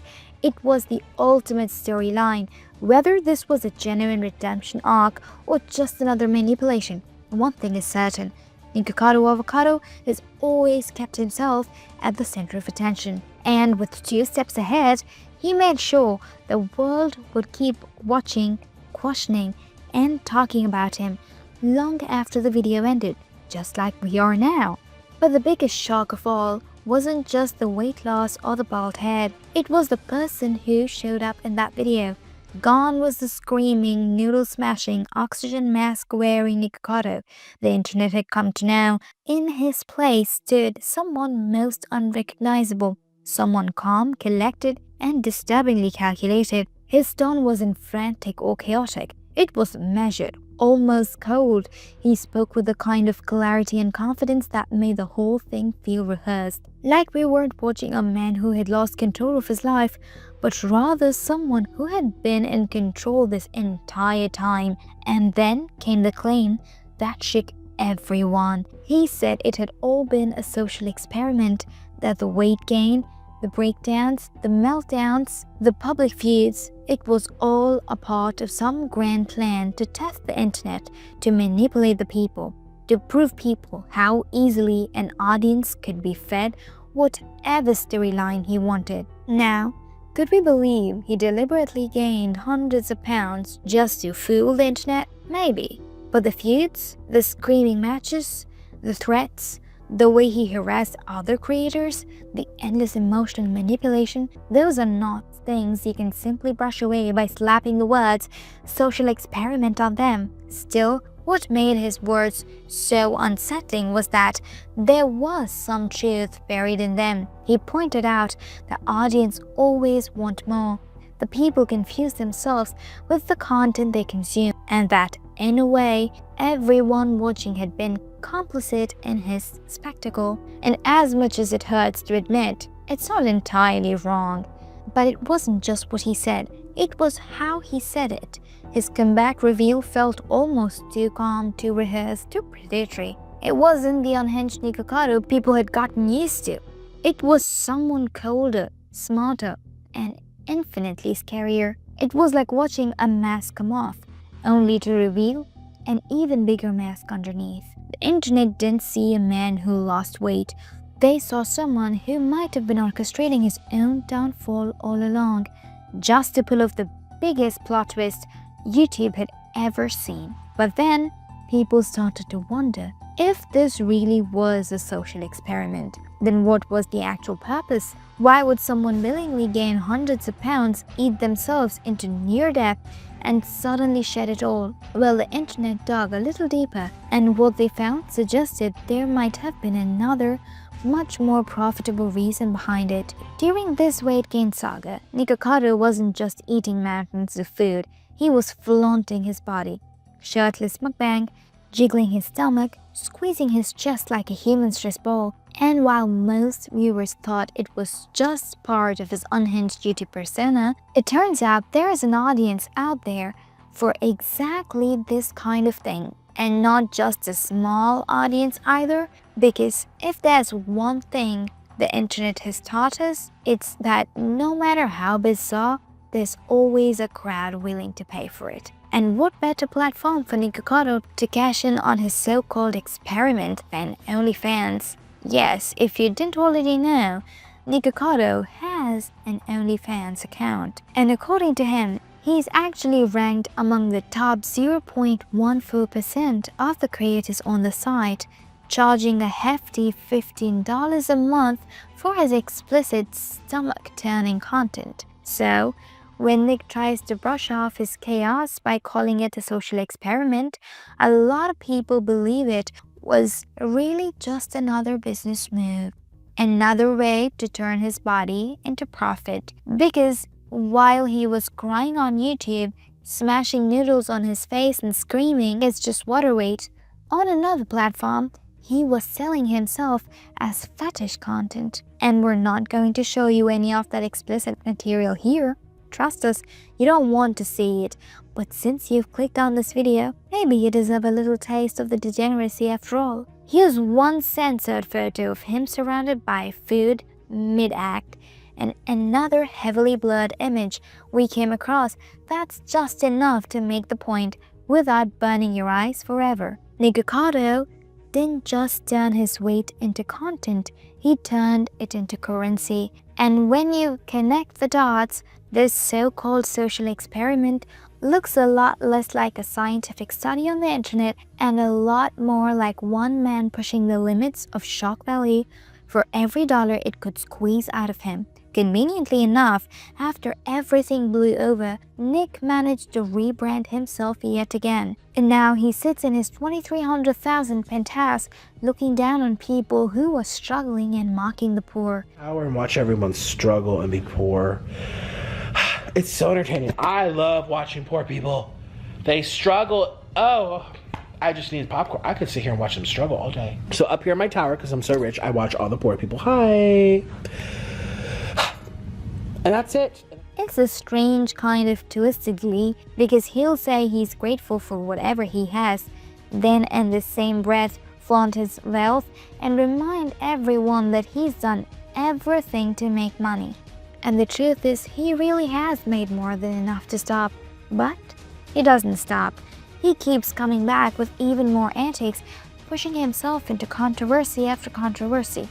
Because without chaos, he knows the spotlight would move on. What's even more ironic is that after his supposed weight loss journey, when people thought he might finally change direction, Nick slid right back into the same binge-eating, loud mukbang content that made him infamous in the first place. It's like the entire cycle just reset.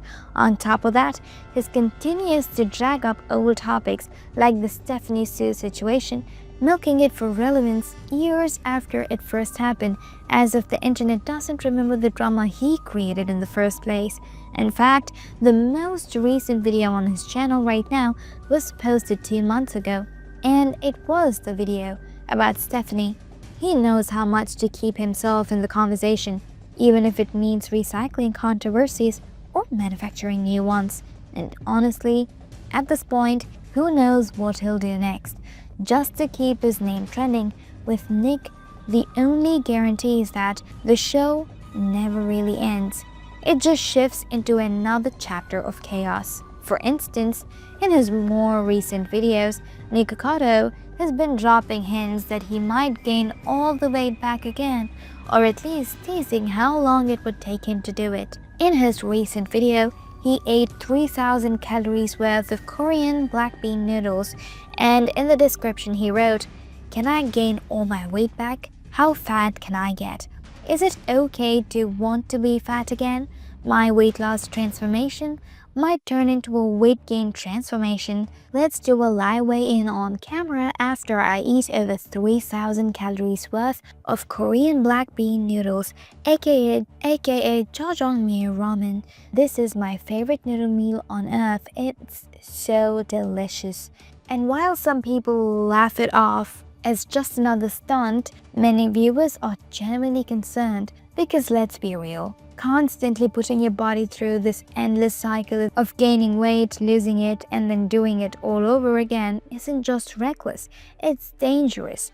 The toll it can take on his health, both physically and mentally, is nothing to joke about. At some point, the views and the relevance won't be worth the damage he's doing to himself. But even after everything, the weight loss spectacle, the so-called social experiment reveal, the penthouse flexing, the OnlyFans controversy, Nikocado still hasn't changed his playbook. In fact, if you look closely, he's fallen right back into the same patterns that made him infamous in the first place. He continues to plaster his videos with bizarre and over-the-top thumbnails, many of which revolve around his supposed relationship drama with Olin. Despite the fact that Olin hasn't even appeared in his content for months, Nikocado constantly teases they break up or suggests that they're on the verge of falling apart. It's clickbait, pure and simple. But it's the kind of clickbait that works, and just like before, people keep clicking, half hoping for answers, half expecting another staged meltdown. On top of that, like we said, he hasn't hesitated to revisit his old feuds and controversies.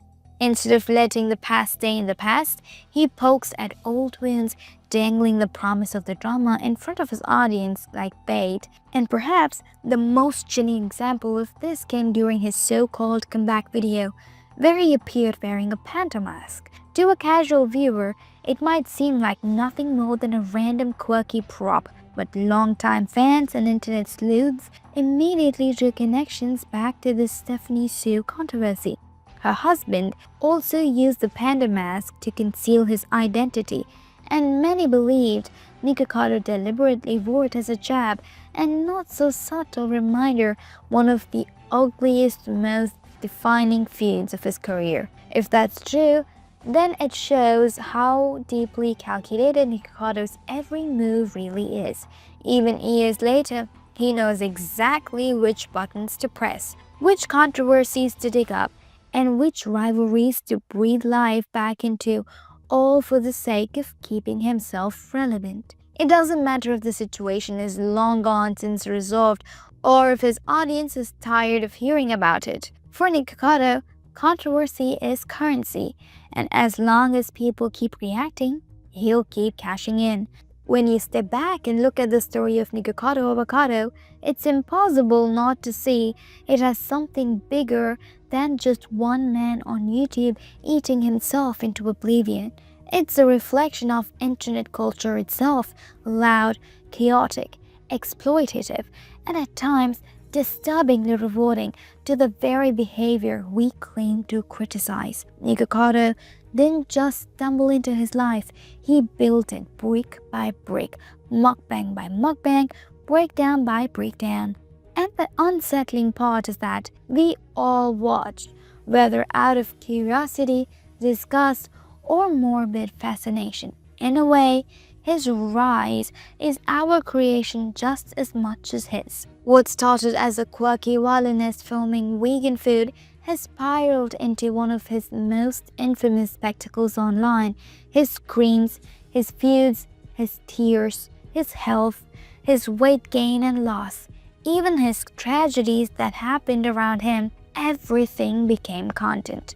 Nothing was off limits. He turned suffering into performance and performance into profit. And while he may now sit in a penthouse mocking the very poor people who made him rich, there is an undeniable sadness in that, because behind the layers of drama and antics lies a person who seems more desperate than ever to stay relevant, no matter the cost. The so-called social experiment excuse might explain some of it, but it doesn't erase the trail of damage, the broken friendships, the manipulative stunts, the exploitation of tragedy, the endless cycle of destroying his body for entertainment. It makes you wonder how much of this was really an experiment, and how much was just a man losing himself in the very machine he built. And yet, here we are, still watching and still talking, still giving him what he wants, attention. Maybe that's the real tragedy, because as long as the clicks and money keep flowing, Nikocado will keep finding new ways to shock us, whether it's with more weight gain, or more breakdowns, or more recycled drama.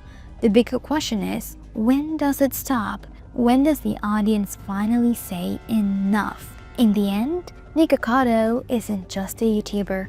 He's a mirror, one that reflects the extremes of internet fame, the dangers of chasing virality, and the uncomfortable truth about what we reward as viewers. And maybe the question isn't just about what he'll do next, but about us. Why can't we seem to look away?